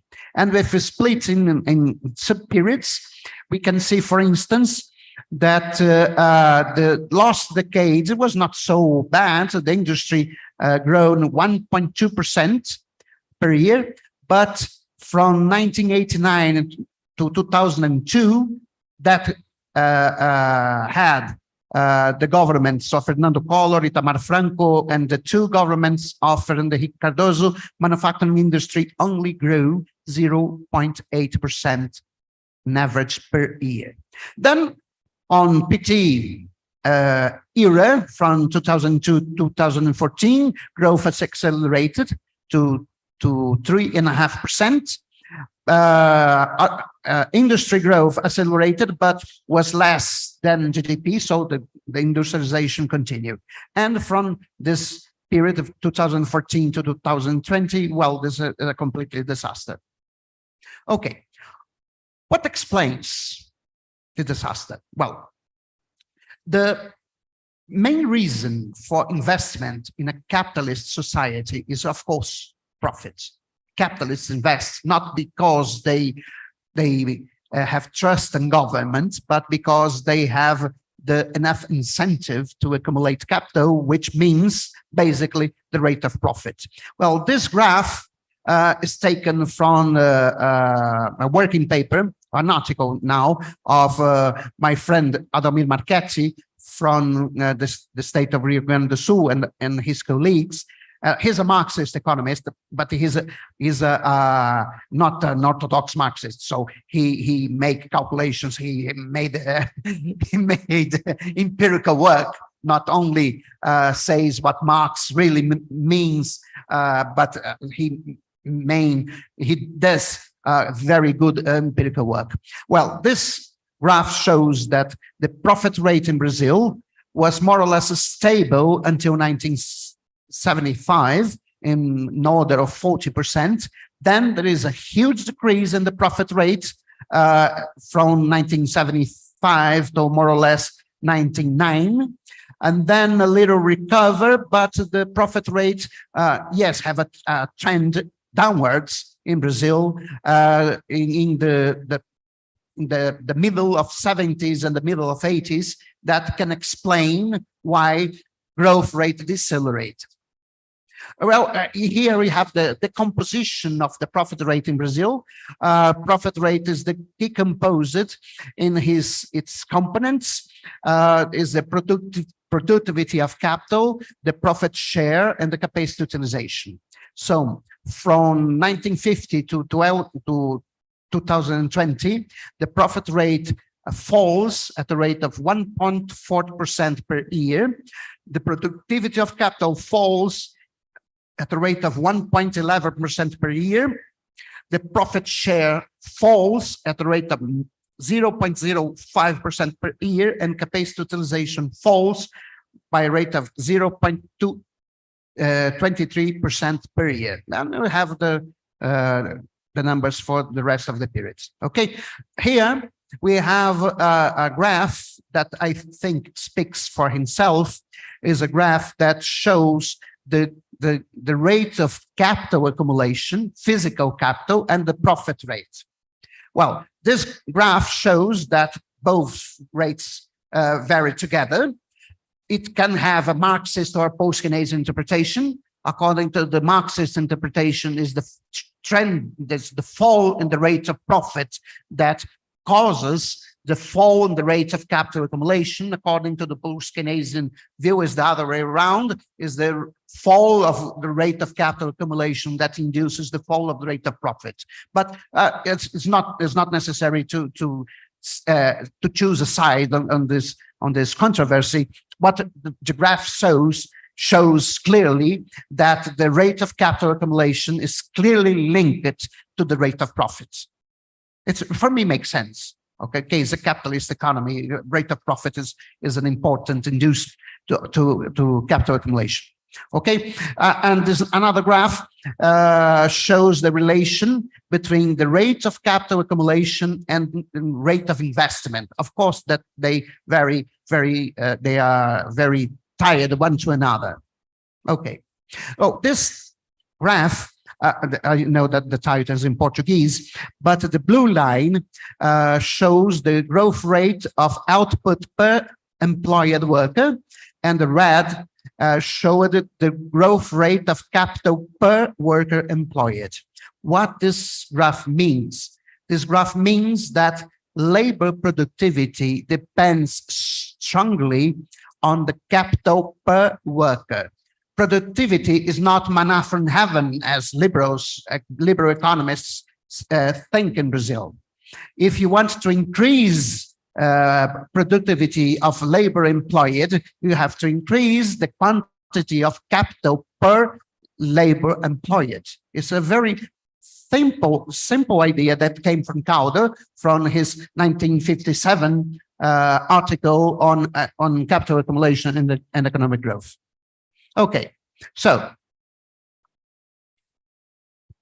this table tries to explain what happens to Brazil in the last 30 years, trying to first to calculate in the extreme right is the so-called natural growth rate, which is simply the sum of the growth rate of productivity with the growth rate of employed population. So, and here, the first column, we have the growth rate of output per worker. The second column, the growth rate of capital stock growth. The third column, the growth rate of employed population. The fourth column, the growth rate of capital per worker, and then the natural growth rate. We can see that between the whole period, 1994 to 2012, our natural or potential growth rate or more or less 3% per year. Okay, but if we split this in two sub-periods, the period of Fernando Henrique Cardoso administration, the natural rate of growth was 2.5% per year. But in the period of PT administration, to the two terms of Lula and the first 2 years of Dilma Rousseff, the natural growth rate had increased to 3% and 53% per year. The main reason for that is that in the period of 2003 to 2012, there happens an increase in the growth rate of output per worker, and this occurs mainly because there is a little increase in the growth rate of capital stock, but since there is a decline in the growth rate of employed population, the growth rate of capital per worker increase, from 1.35% per year to 1.7% per year. Okay. Well, I think that all of you have saw that movie Casablanca. Casablanca, the last scene of the movie, the French policeman killed the German general, and he's so told to the police, to the other police, well, arrest the suspects of always, So now, what is the suspect of the crime? Why Brazil had decelerated economic growth? So let us see what happens with the growth rate of capital stock. Between 1980 to 1984, the growth rate of capital stock was almost 8% per year, then declining to 7%, to 4.28%, to 3.43%, then to 2.62%, then increase to 3.34%, and again to 4.33%. So between 1980 to 2012, the growth rate of capital stock reduced almost 50%.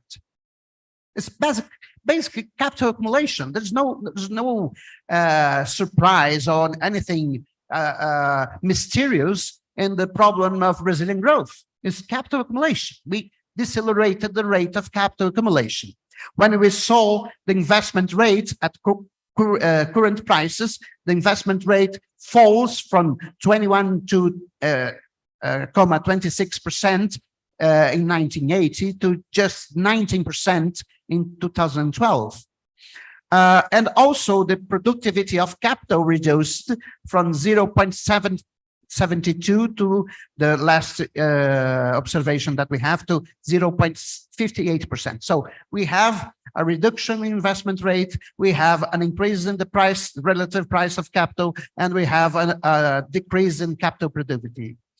That explains this huge reduction in the growth rate of capital stock. Well, when we ask why investment is reduced, we have to look to these variables: the degree of capacity utilization, real effective exchange rate, and real interest rate. Okay, so investment reduce more or less 11%, but the usual suspect for collecting thought will be the degree of capacity utilization, but sorry, this suspect is innocent, because the degree of capacity utilization increased 10% in the period. Who are the criminals? Two, the real effective exchange rate appreciated 22%. And the real interest rate ex post increased 10,000%. Brazil was a country of low interest rates and turned in the 90s to be a country of high, very high interest rates. Well, personally, my family was favored by that. Okay, we accumulated our real estate in this period, but for the country, it was a completely disaster. Okay, so I have, let me see. There is some comparisons, but this I would, how I can, no. Let's show some graphs. This graph shows in blue, we have the investment rate, and in red, we have domestic savings from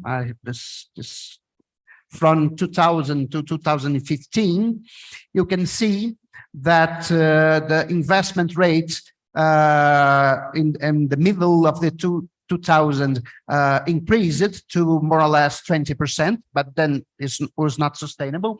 But which is interesting from the point of view of neodevelopmentalism is that between 2003 to 2007, Brazil had a current account surplus of more or less 1 or 1.5% of our GDP. And then we have an increasing current account deficit. Oops, oh, okay, but let's skip, there's a lot of stuff. Okay, let me, well, this graph is interesting. This graph is not about only Brazil, but about a lot of a sample of countries from 1998 to 1992. This series are taken from Ross' book of 2001, and shows that the rate of domestic saving and the profit share are positively correlated. Okay, well, it's basically an Caldorian assumption, so it's interesting, but not so much interesting. I think that, okay,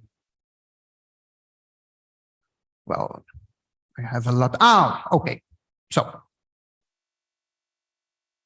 this is, I think, the real reason for our growth disaster, is that this is a series that show the manufacturing share in GDP from 1947 to 2011. Now, in 1947, the manufacturing share in GDP was 15%. Then, until 1975, the manufacturing share is increasing up to more or less 22%, and then starts decreasing. There is a tendency to stop the industrialization in the beginning of the 90s, but after the Real Plan, the industrialization continues. And in 2011, the share of manufacturing industry was below the share in 1947. Today, our manufacturing share in GDP is only 10%. Okay, it's lower than India, for instance.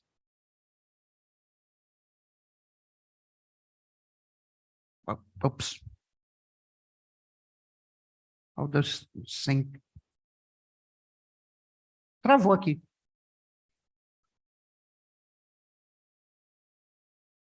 Okay. Okay. Thank you very much. Now, his is more recent data on manufacturing share in GDP, is World Bank data. As you can see, there is a brief period in the beginning of the 21st century that appears that Brazil will reindustrialize. But then after 2005, we have the continuing decline in the manufacturing share until we arrived to more or less 10% of our GDP. Okay, so the question now is to make this question: why the industrialization happens in Brazil? Well, in order to try to answer this question, I written a paper 2 or 3 years ago with some colleagues, Paulo Gala and Luciano D'Agostini, that we first estimate the so-called industrial equilibrium exchange rate, which is the industrial equilibrium exchange rate.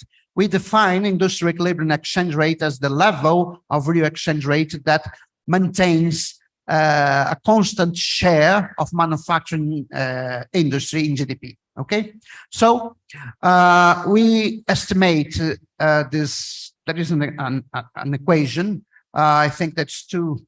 Well, the equations here, but the idea is basically the following: the manufacturing share in period T depends on manufacturing share on the previous period, depends on the real exchange rate on period T minus something, which depends, of course, on the estimates of econometric model, depends on the index of economic complexity developed by Irau and Hausmann, okay? And another term here that depends on real per capita income in level and in square. The idea is to separate premature deindustrialization from natural deindustrialization in the sense of Hawthorne. The idea that after some level, threshold level of per capita income, there is a reduction in the manufacturing share in GDP because, you know, high-tech services absorbing the resources of the economy. So it's natural. So if it's natural, there's no concern about that. Okay, so we estimate this equation, and by estimating this equation, we are capable to estimate the real the industrial equilibrium exchange rate. Well, first, two things. First, the industrial equilibrium exchange rate is not a constant over time. It changes. As, for instance, we have changes in the economic complexity, which means basically non-price competitiveness. Okay, the economic complexity index is an index of non-price competitiveness of the Brazilian manufacturing industry. We have also changes in the per capita income. So industrial equilibrium exchange rate is not constant over time. In red, we have the effective real exchange rate. So we can see that from 1998 to 2005, the effective real exchange rate and the different estimates for industrial equilibrium exchange rate are very close. So we do not have an overvalued exchange rate from 1998 to 2005. After that, there is an alligator mouth that opens, in which we have a huge appreciation of real exchange rate and a huge depreciation of industrial equilibrium exchange rate. What does it mean? It means that in order for the manufacturing share to remain constant in time, the required exchange rate is higher and higher each year, because it's necessary to compensate the reduction in non-price competitiveness of Brazilian manufacturing industry. So the idea is very simple. You have price competitiveness and non-price competitiveness. If non-price competitiveness is reduced, you have to compensate with increasing price competitiveness, which means that you have to devaluate your real exchange rate. So this is huge alligator mouth that opens after 2005, showing that we have a clear and overvalued exchange rate.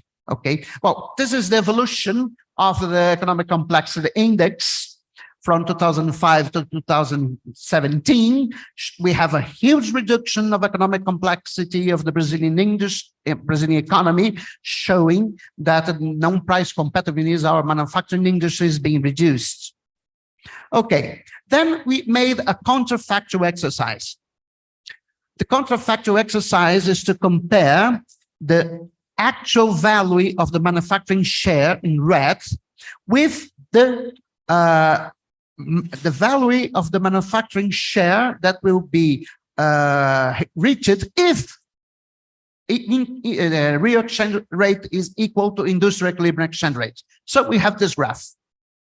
Okay, so then we made, based on these exercises, we decompose our deindustrialization into parts.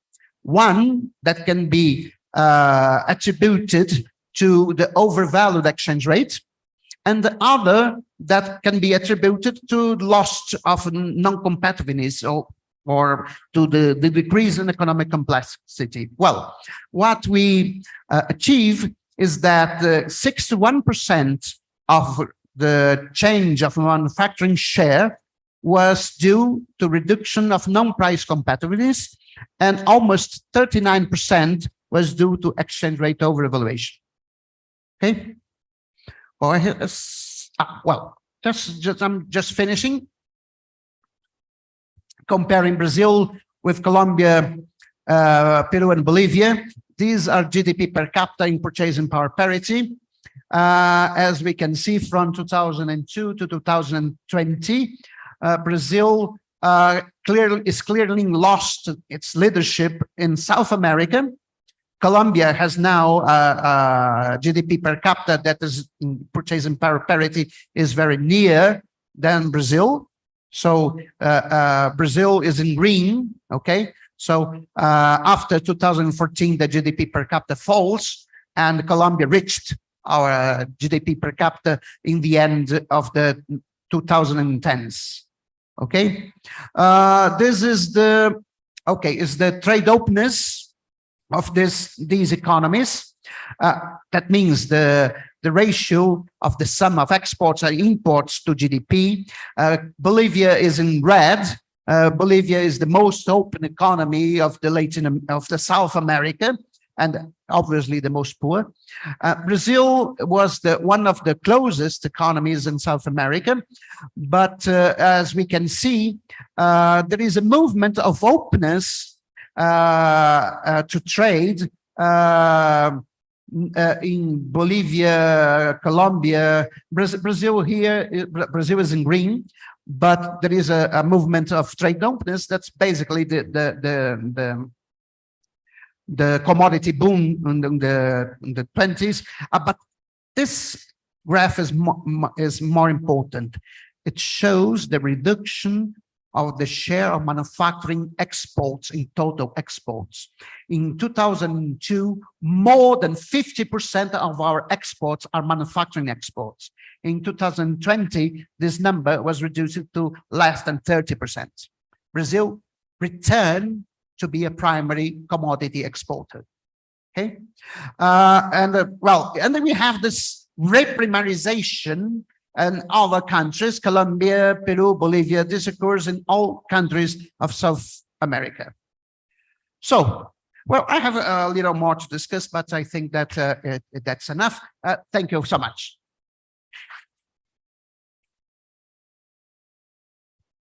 So, Raghav and Gabriel came here, so we have some time for questions. Oslin, you want to make some question, because I know that you have to take a flight in.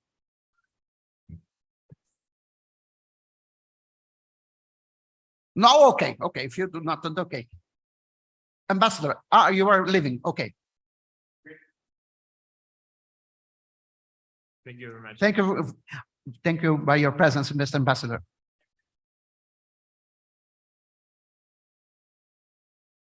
So, Julio, give a microphone to him. Microphone.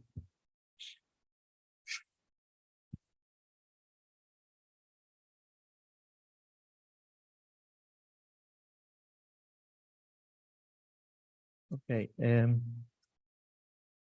Congratulations for your presentation. Very interesting. I think there are many points in common.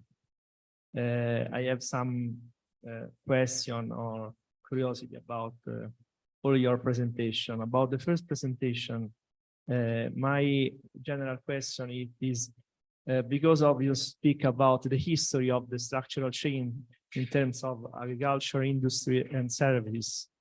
Probably could be space to rethink about the category. Things about digital transformation. Digital transformation means services, or in some cases, industry. That I don't know if the traditional category can represent this new revolution, like in the case of digital sector, and if this kind of rethinking can help to understand what happens in India, because you say that there is a very increase of digital services, no, like something like this. And a question about for Gabriel. I don't know if, because there are many data, but it's difficult to reflect. But my general impression is that it could be a sort of relationship between the price elasticity or exchange rate elasticity with the income elasticity. that perhaps this is the why for primary goods there is inelasticity, and then there is elasticity for low technology and decrease, probably because increase the income elasticity. And the other point is about a sort of Keynesian efficiency of the goods. Why? Because you start for some classification and you consider the impact of exchange rate given this kind of classification. Why you don't try to give a new classification in terms of difference elasticity to exchange rate, a sort of because Keynesian dynamic efficiency. No, you say that the structural change is to focus on goods that are that there is space to sell in the international market. That probably this is a new classification that you can make with this kind of data. And for Jose, you show also in your case many data for all representation, but also in your case.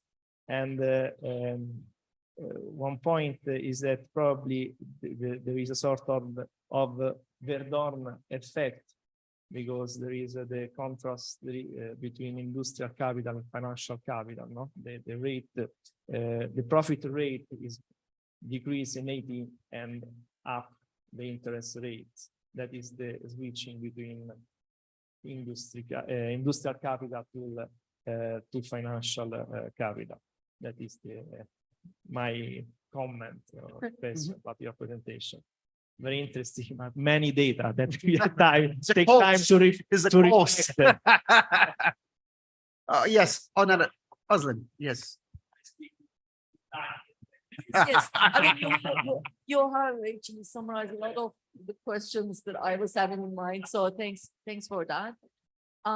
One specific question to Raghav: when you are saying we need to think about drivers of growth or development differently, sectors of care and providers to care, what did you mean about that letter? Yeah, your extended description of the care economy.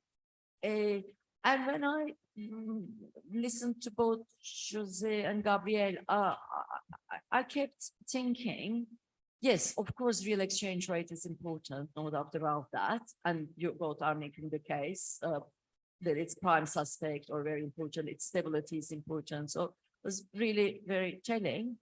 But also in both of your analysis, structural change or the deterioration in complexity of what Brazil is producing and exporting is very important. And you have these differentiated elasticities about sectors. If we put yours together, I still think we need to think a lot more about the deep drivers of structural change, which was in your lecture yesterday as well. I mean, I see the point that you need the real exchange rate stability at a competitive level to give space for structural change. Without structural change, exchange rate will not cut it, is my take home. But this was, you know, both the numbers in both were very interesting. And Gabriel, your actually income elasticities, you didn't have any time to talk about that, was also really very, very telling, because they were insignificant when it came to high tech or primary goods, whereas, you know, it's elastic for the other stuff here importing. So very interesting. Thank you. Yeah. Okay. Reflection. Because now Raga present a figure with a sort of goodness view about the GDP and the industrial share that you say, no, there is a sort of inverse view.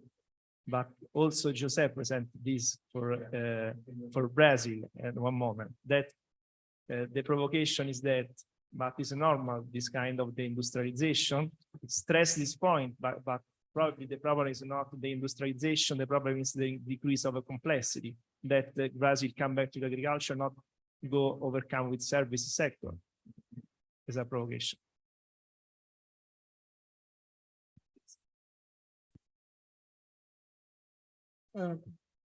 This on India. There's a book just recently produced by Professor Shashank Bhite and Professor K. Krishna. It's an edited book on India's service sector review. The main crux is that they have estimated total factor productivity for the services sector, which is around 6 to 7%. And then they say that manufacturing, it's much lesser than 2%. And for agriculture, it's still lesser. It's less than 1%. We did some simulations in GCAP and we said, say for example, if you have same technological progress of 2% in manufacturing, services and agriculture, you know, which sector came out to be the highest growth and employment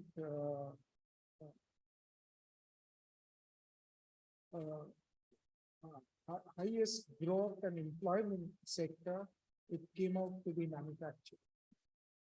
So it seems that in India, it is true that we have service-led growth, but it's total factor productivity driven. So tomorrow, if we assume that the technological progress is same, it is manufacturing which will, grow faster. I think you referred to that in your slides as well, that we need to invest in manufacturing, and the share has been stagnant. If you compare it with China, it's 19%, with India not going beyond 14 to 15%, share of industry being around 25%, services sector much higher. So we need to do something about the manufacturing sector, and probably this industrial policy of Atmanirbhar Bharat, people shouldn't constitute that as an import substitution policy. It is has to go beyond the subsidy regime. And what we are trying to say is that you define it in terms of output and input oriented technological progress in manufacturing and transport and communication, rather than a subsidy. Thank you. More questions? Danielle, make one. I would like to ask a question to you.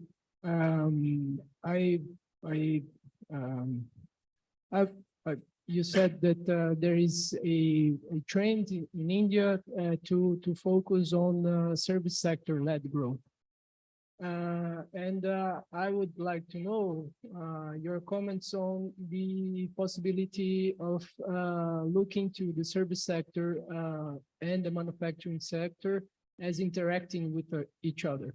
I mean, in terms of share, you can see them as opposed, but manufacturing sector is the sector that also demands specialized services. And I would also like to comment that here in Brazil, we have also this duality, and it is something that you mentioned in your presentation. When we have an increase in income concentration, we have also an increase in the service sector that is not specialized. Here in Brasilia, you are not you cannot see this very clearly, but if you go to São Paulo or Rio de Janeiro, you will see these on the streets. And I would like to know if this happens in India also. And I think this is one of the explanations, at least in Brazil, of the growth of the service sector in its biggest, and because this is the biggest share sector that has the biggest share. And that's it. I would like to hear your comments.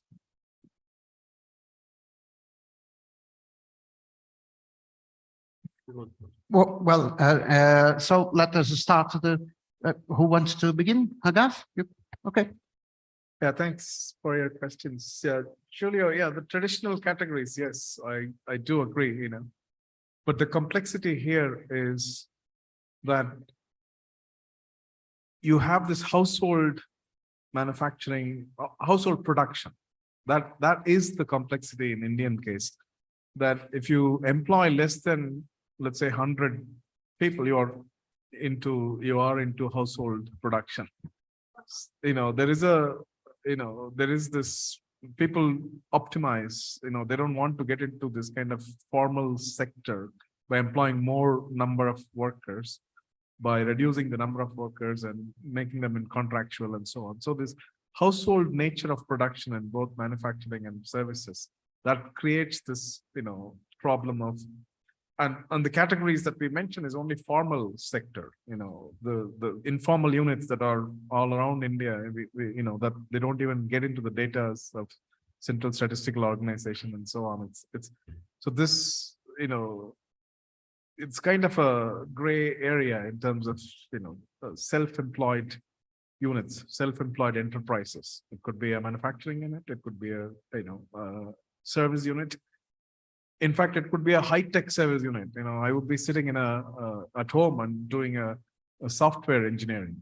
You know, that's a self-employed enterprise. You know, so the categories of this industry, services, and only analytical categories for our exposition and our analysis. It's extremely complicated.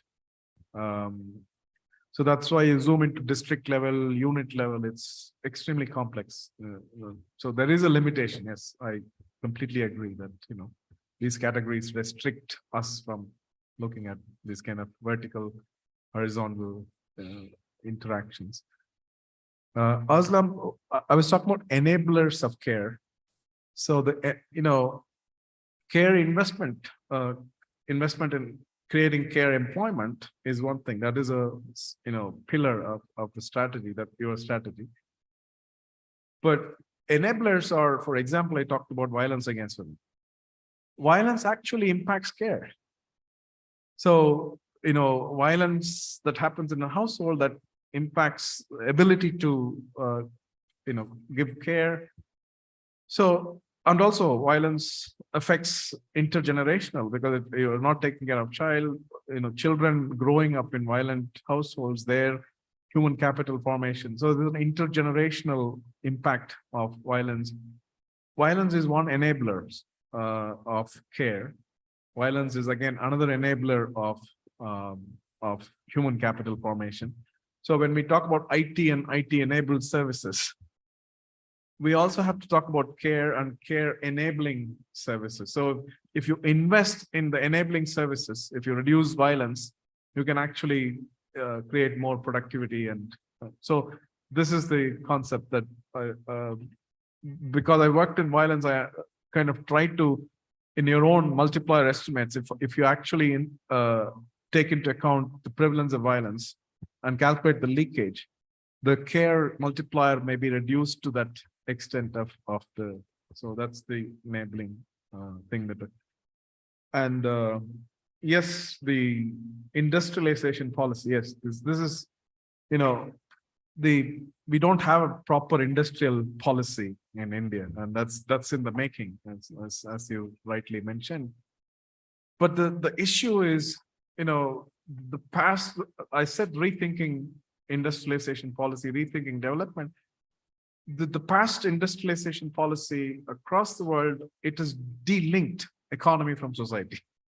You know, it is disconnected, you know, economy from society. Now, we need to think of industrialization policy in conjunction with care care-led or care-supported, social safety net creating industrialization policies. You could not create an industrialization policy as in the old times to, not to take concern, not to worry about, human capital formation or productivity growth. There are a lot of deep determinants of human capital that we don't talk about. So the industrialization policy has to think, that's what I call rethinking industrialization policy. You can't just blindly say, okay, I'm going to create more investment. It has to be in a way that it creates social embeddedness. And that's the reindustrialization policy. Manufacturing plus services, yes, this is, much of manufacturing. You see a fall in manufacturing because they have outsourced a lot of high-tech part of manufacturing to the service industry. So some part of rise in service industry, like accounting services, business services, fintech services, all these services are essentially outsourced from manufacturing. It used to be in the manufacturing, but it's been outsourced to the high-tech service sector. So the manufacturing plus services is, the high-tech, high productivity sectors in both manufacturing and services. There's a lot of, kind of overlap there. It's not just purely, it's service, it's counted in services, but it is coming out of manufacturing, manufacturing units that are producing cars, they need to create softwares. You have to have BMW or whatever car you have an app there. So that app is created, that is counted in the service sector. Whereas the manufacturing cars, that is in the manufacturing sector. That is for sure. The second thing about duality, I didn't get your point fully. You see the duality in service sector because you have a high productivity, part of the service sector, which does not create more employment or does not absorb a lot of employment from the agriculture sector. Whereas there's a low productivity service sector that absorbs a lot of labor, and low productivity absorb. It's like security, it's like food, retail, wholesale, hotels, restaurants, and so on and so forth. These are actually employing a lot of people who are coming out of agriculture from rural areas. So this is the duality that I was talking about within the service sector. Yes, yeah.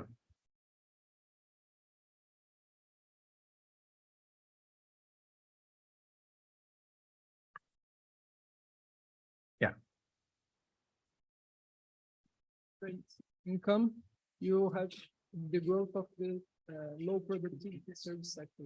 Yeah, that's what I showed in one of the slides, that the demand for income elasticity of manufacturing, income elasticity of services is increased, and that is domestic demand comes from the top 10%. That's what sustains the. I have the data if you want. Thank you. Thanks. Gabriel? Okay. Thank you very much for the comments. I don't know if I have the answers of all the comments, but it's good to think about it. The first thing I want to say or clarify what is my position about the role of the exchange rate or competitive exchange rate in a structural change.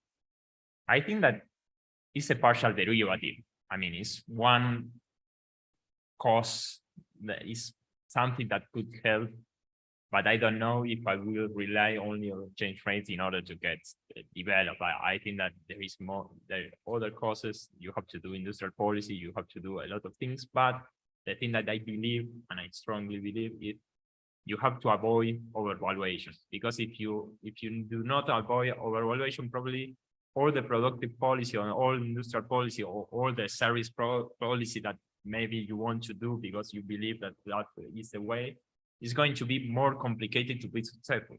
It's just that, because it's like, okay, you are not there. One thing that I believe that you have to, at least in emerging economies or developing economies, you have to try to grow. You have to try to that your tradable sector grows, because you want to avoid some balance of payment crisis. But then I don't know. We can't expect that the real exchange rate solve everything. But still, if you have a very overvalued exchange rate, it's going to be complicated to do all the kind of industrial policy or whatever. So related with income elasticity and exchange rate, and we did some analysis about income elasticity in the paper. We focus most about balance of payment constraint growth models. So we try to see if our income elasticity of import are higher or lower than in export, are more or less the same. That only means that you can grow at the same pace as your partners. No, I mean, our partners are not developed countries. So if you want to grow faster, probably you are going to have problems. And if you develop the sectors that respond to the real exchange rate, you are going to have some increase in your export elasticity that could help in that sense. I mean, we didn't really analyze yet the relationship between the sectors that have higher real exchange rate elasticity and income, but we know that. I mean, if you develop that sectors, you are going to have a higher income elasticity in your exports, and in your imports, it's going to be more or less the same. The only thing that we try, I mean, we didn't try to change the classification because, I mean, was okay to use the common classification and try to say, okay, these sectors may be important for growth, as Roderick thought, or other people thought that are modern sectors. But we did group the real exchange elasticity by the intensity, the labor intensity of each sector. Why? Because we believe that the sectors that are going to respond more to real exchange rate are the labor intensive sectors. Why is that? Because labor is in this sense, no, from the point of view of exporters, is the main non-tradable cost. So the labor intensive sectors are going to have a higher increase in profitability, and probably they are going to expand more the export. And we find actually that classification, if we divide between intensive sector and not intensive sector, the real exchange rate elasticity is very different. And I did my thesis about real exchange rates, export and imports, and I think that there is other kind of things that they are not in this paper. Like, for example, the real exchange elasticity also depends on the capabilities that the economy has. No, in the product space sense of the value Hausman. I mean, you can't develop a sector if you don't have any kind of capability in that sector. So you are going to develop those sectors that is close to the sector that you are already competitive. In that sense, it's like the elasticity that we are getting in Argentina probably is different than the elasticity of other countries, because they have different kind of capability. So I think that the next step, if I continue studying about real exchange rate, that I don't think that is going to be the case, but it's going to be impressive, is to try to replicate this paper to different kind of countries and try to analyze the difference between the real exchange rate elasticity depending on the productive structure of each country. So I think that we are going to continue talking later, but thank you very much. Okay, first the two questions of Julio. Yes, I think that the main problem of the Brazilian economy, why we get stuck in this middle income track, is a financialization problem. As I showed in my graph, after the real plan, Brazil starts to have very high positive interest rates. So, yes, we have financialization, but financialization only will not be capable to explain all the problems. Why? Well, first of all, because until the beginning of the 21st century, the manufacturing industry had 3 times more share in GDP than the financial sector. So they are much more people than the financial sector, though. So and more important. So if they act together, they can have more impact over the Brazilian economic policies than they actually had. But financialization in Brazil came hand by hand with the growth of the primary sector. You know, and then in the 90s and the 2000s, and at the beginning of the 21st century, the soybean production increases a lot. For you know the importance of the soybeans production now in Brazil. In the first quarter of 2023, the production of soybeans increased 20% compared to the same period of last year. And due to that, the GDP growth of the Brazil economy in the first quarter was 2%. So annualized growth rate of 8%. This will not be sustainable because, okay, the harvest occurs on the first quarter. But in order for you to know the importance of the agribusiness sector in Brazil, and the agribusiness sector is not interested in industrialization, okay? And they prefers to have real exchange rate appreciation. They love high real interest rates because in order to deposit their savings without risk. So that is one part of the problem. Regarding the nature of the industrialization of Brazil, of course, the Brazilian industrialization is not natural; it's a premature industrialization. There is.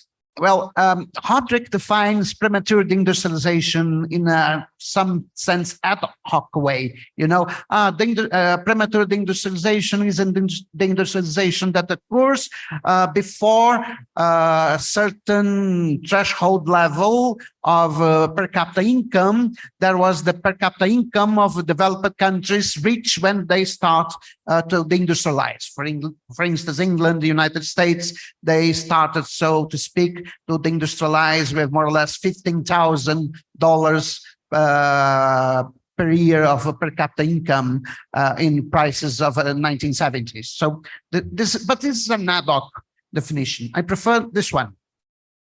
Premature industrialization occurs when the economy starts to deindustrialize before reach the Leo's point, which means that the economy starts to deindustrialize, having a large share of its working force in the subsistence sector that can be urban subsistence sector. And this in Brazil, the subsistence sector, as we can see, even in this paradise island, which is Brasilia, is in the urban areas. Okay, so that's the definition of premature industrialization in Brazil. Regarding the Oslan question about structural change, what my numbers showed that more or less 40% of the negative structural change in Brazil was due to overvalued exchange rate, but 60% is related to other things. So what these other things are, a lot of many things.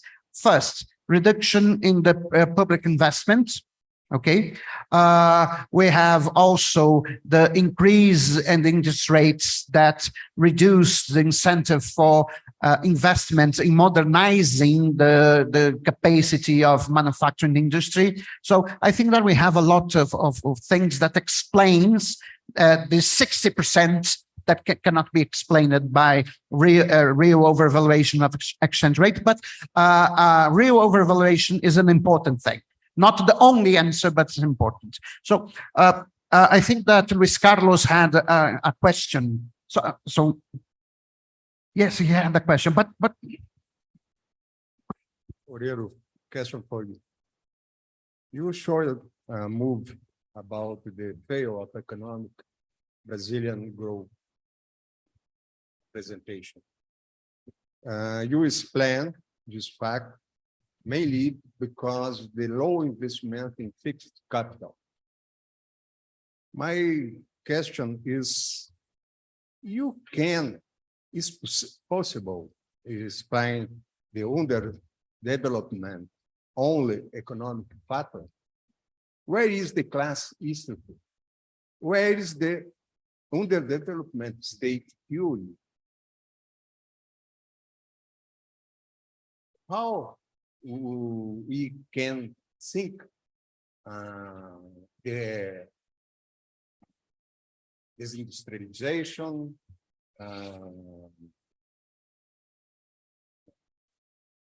the growth of high growth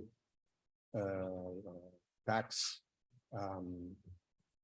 Interest rate. level of the Brazilian economy, if you don't think about a lot of issues, you have a long tradition in CEPAL, estrutura and steel.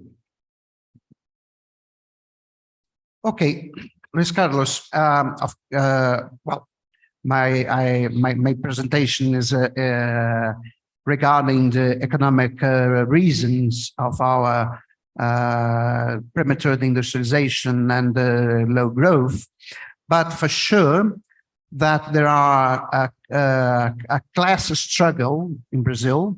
We saw this in the last 20 to 30 years. When I was at Paraná, in the Federal University of Paraná, and I make some consulting to the to the Industry Federation of the state of Paraná, our common friend Gina Palladino, our common friend, create a very funny expression to explain what in 2006 we are clearly seeing, that is the premature industrialization. She talked about an alliance of FEBRABAN. FEBRABAN is the Federation of Banks, with Bolsa Familia. Bolsa Familia is our major social system program. So this alliance of FEBRABAN and Bolsa Familia means this thing, with not too much money, more or less 50 billion reais per year at that time, what is today 10 billion euros per year, is possible to give social assistance to almost 40 million people in the country.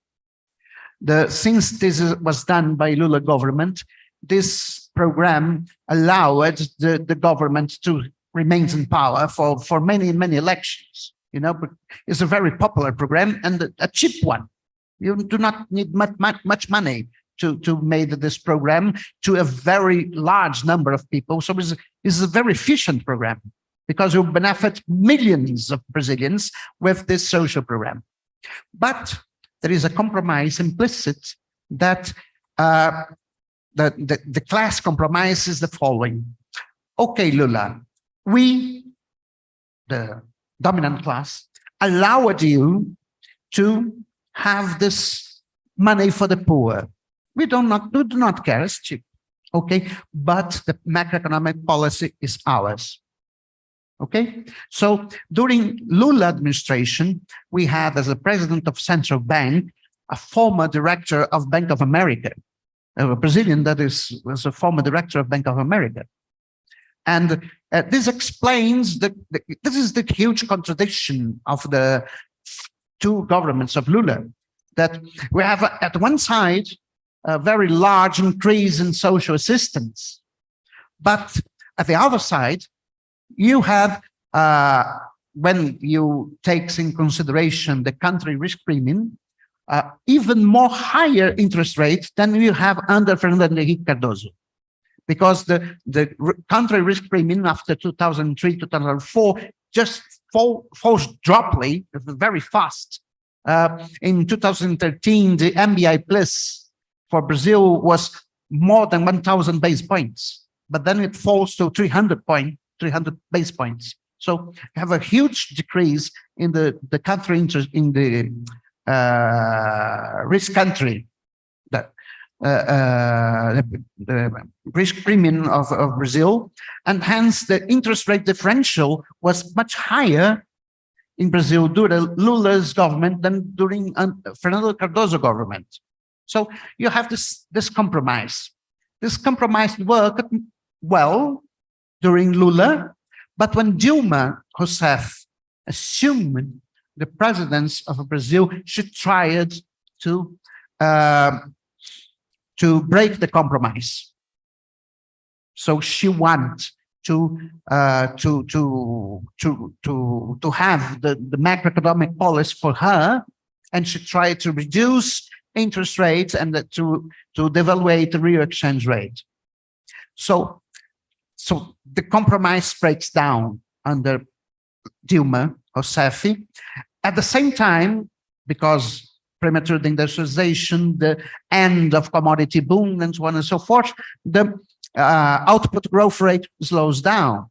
So people in Brazil becomes angry with Dilma Rousseff because under Lula, they have they formed many expectations of increasing the standard of living that under Dilma Rousseff administration, they are simply cannot accomplished. Okay, so Dilma lost her popularity. She managed to win the elections of 2014, but just for little.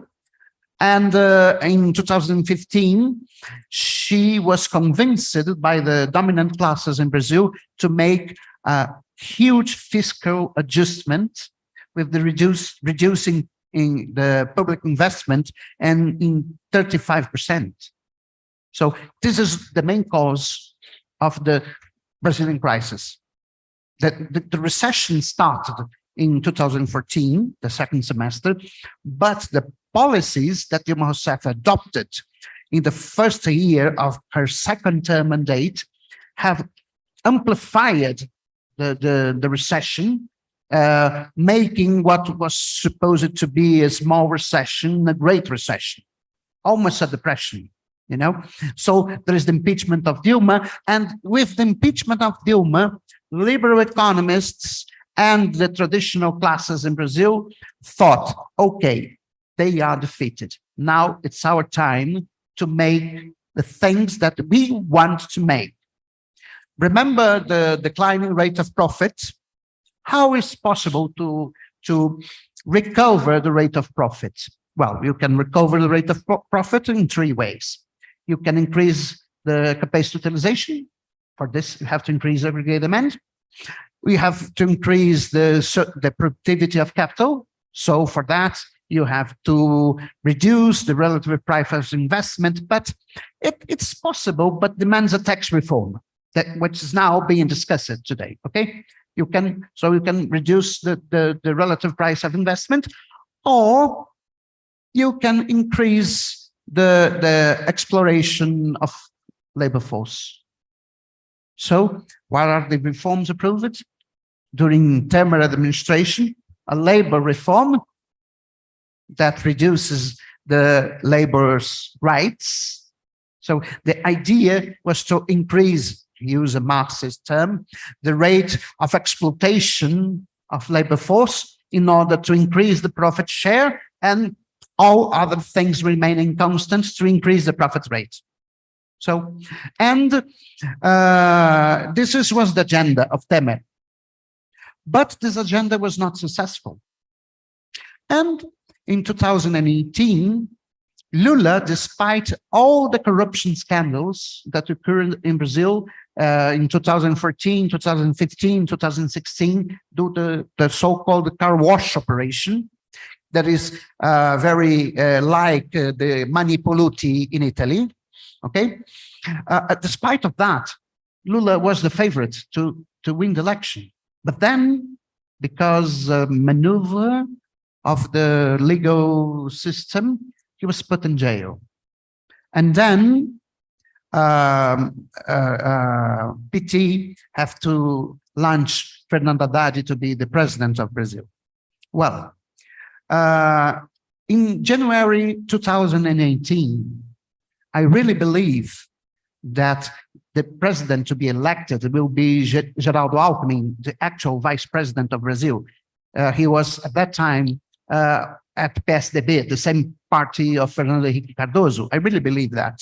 But unfortunately, there is an event in, I believe, September, 6th of September, 2018, that someone, some crazy person, we don't know, attempt to kill Bolsonaro, and then he simply won the elections. Bolsonaro was the final attempt of the Brazilian elites and the liberal economists to set their agenda. For grace of God, Bolsonaro chose a very incompetent economist to be the Minister of Economy, Paulo Guedes. I have worked with Paulo Guedes many years ago when I was a professor at a private faculty in Rio de Janeiro, IBMEC, and I know him. And when people tell that Paulo Guedes will be the Minister of Economy, I thought for myself, well, there's no even a chance for this government to go well.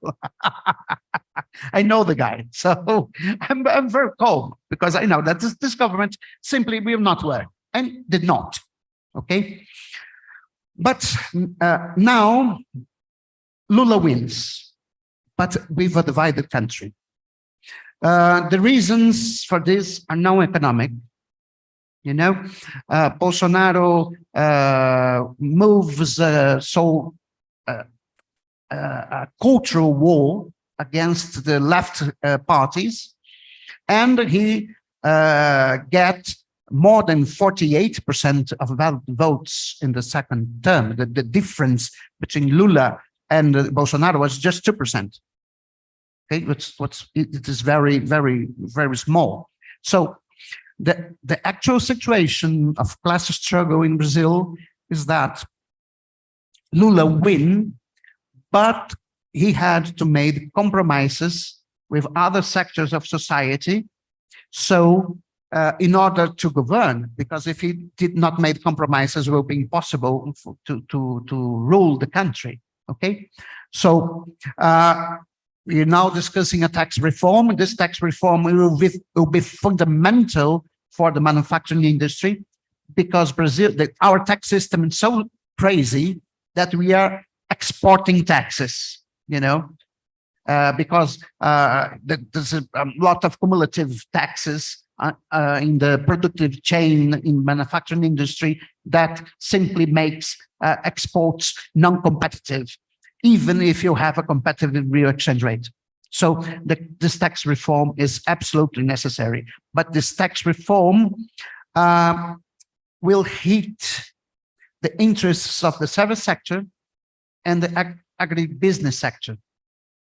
So I think that this tax reform will pass on the Congress. The question is what tax reform will pass, because the original constitutional amendment previews a flat system in which all productive sectors of the economy pays the same contribution to the tax system, you know, so the burden of taxes will be equally shared with agriculture sector, manufacturing sector, and the service sector. Today, manufacturing share pays more than 50% of indirect taxes, and agribusiness that have more or less the same share in GDP pays less than 5%.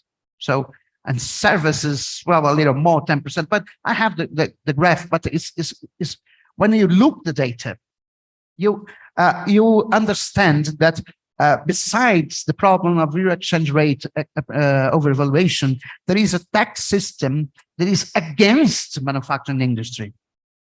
And this represents the economic interests of other sectors, service sectors, agribusiness sectors, that we have to defeat them on the National Congress in order to pass this tax reform and to have at least a chance to reindustrialize this economy. The tax reform is fundamental. If Lula managed to pass this tax reform more or less as it was initially proposed, then we have a chance to reindustrialize the economy. Another reforms will be necessary, but the tax reform is fundamental. Okay, so people, it's time. It's almost 6 o'clock. Many thanks for all of you that have been in person with us up to now, and to all the people that are seeing our broadcasting in the Federal Council of Economics YouTube channel. Many thanks. And tomorrow we will have the third and last day of our international workshop. Many thanks to all you.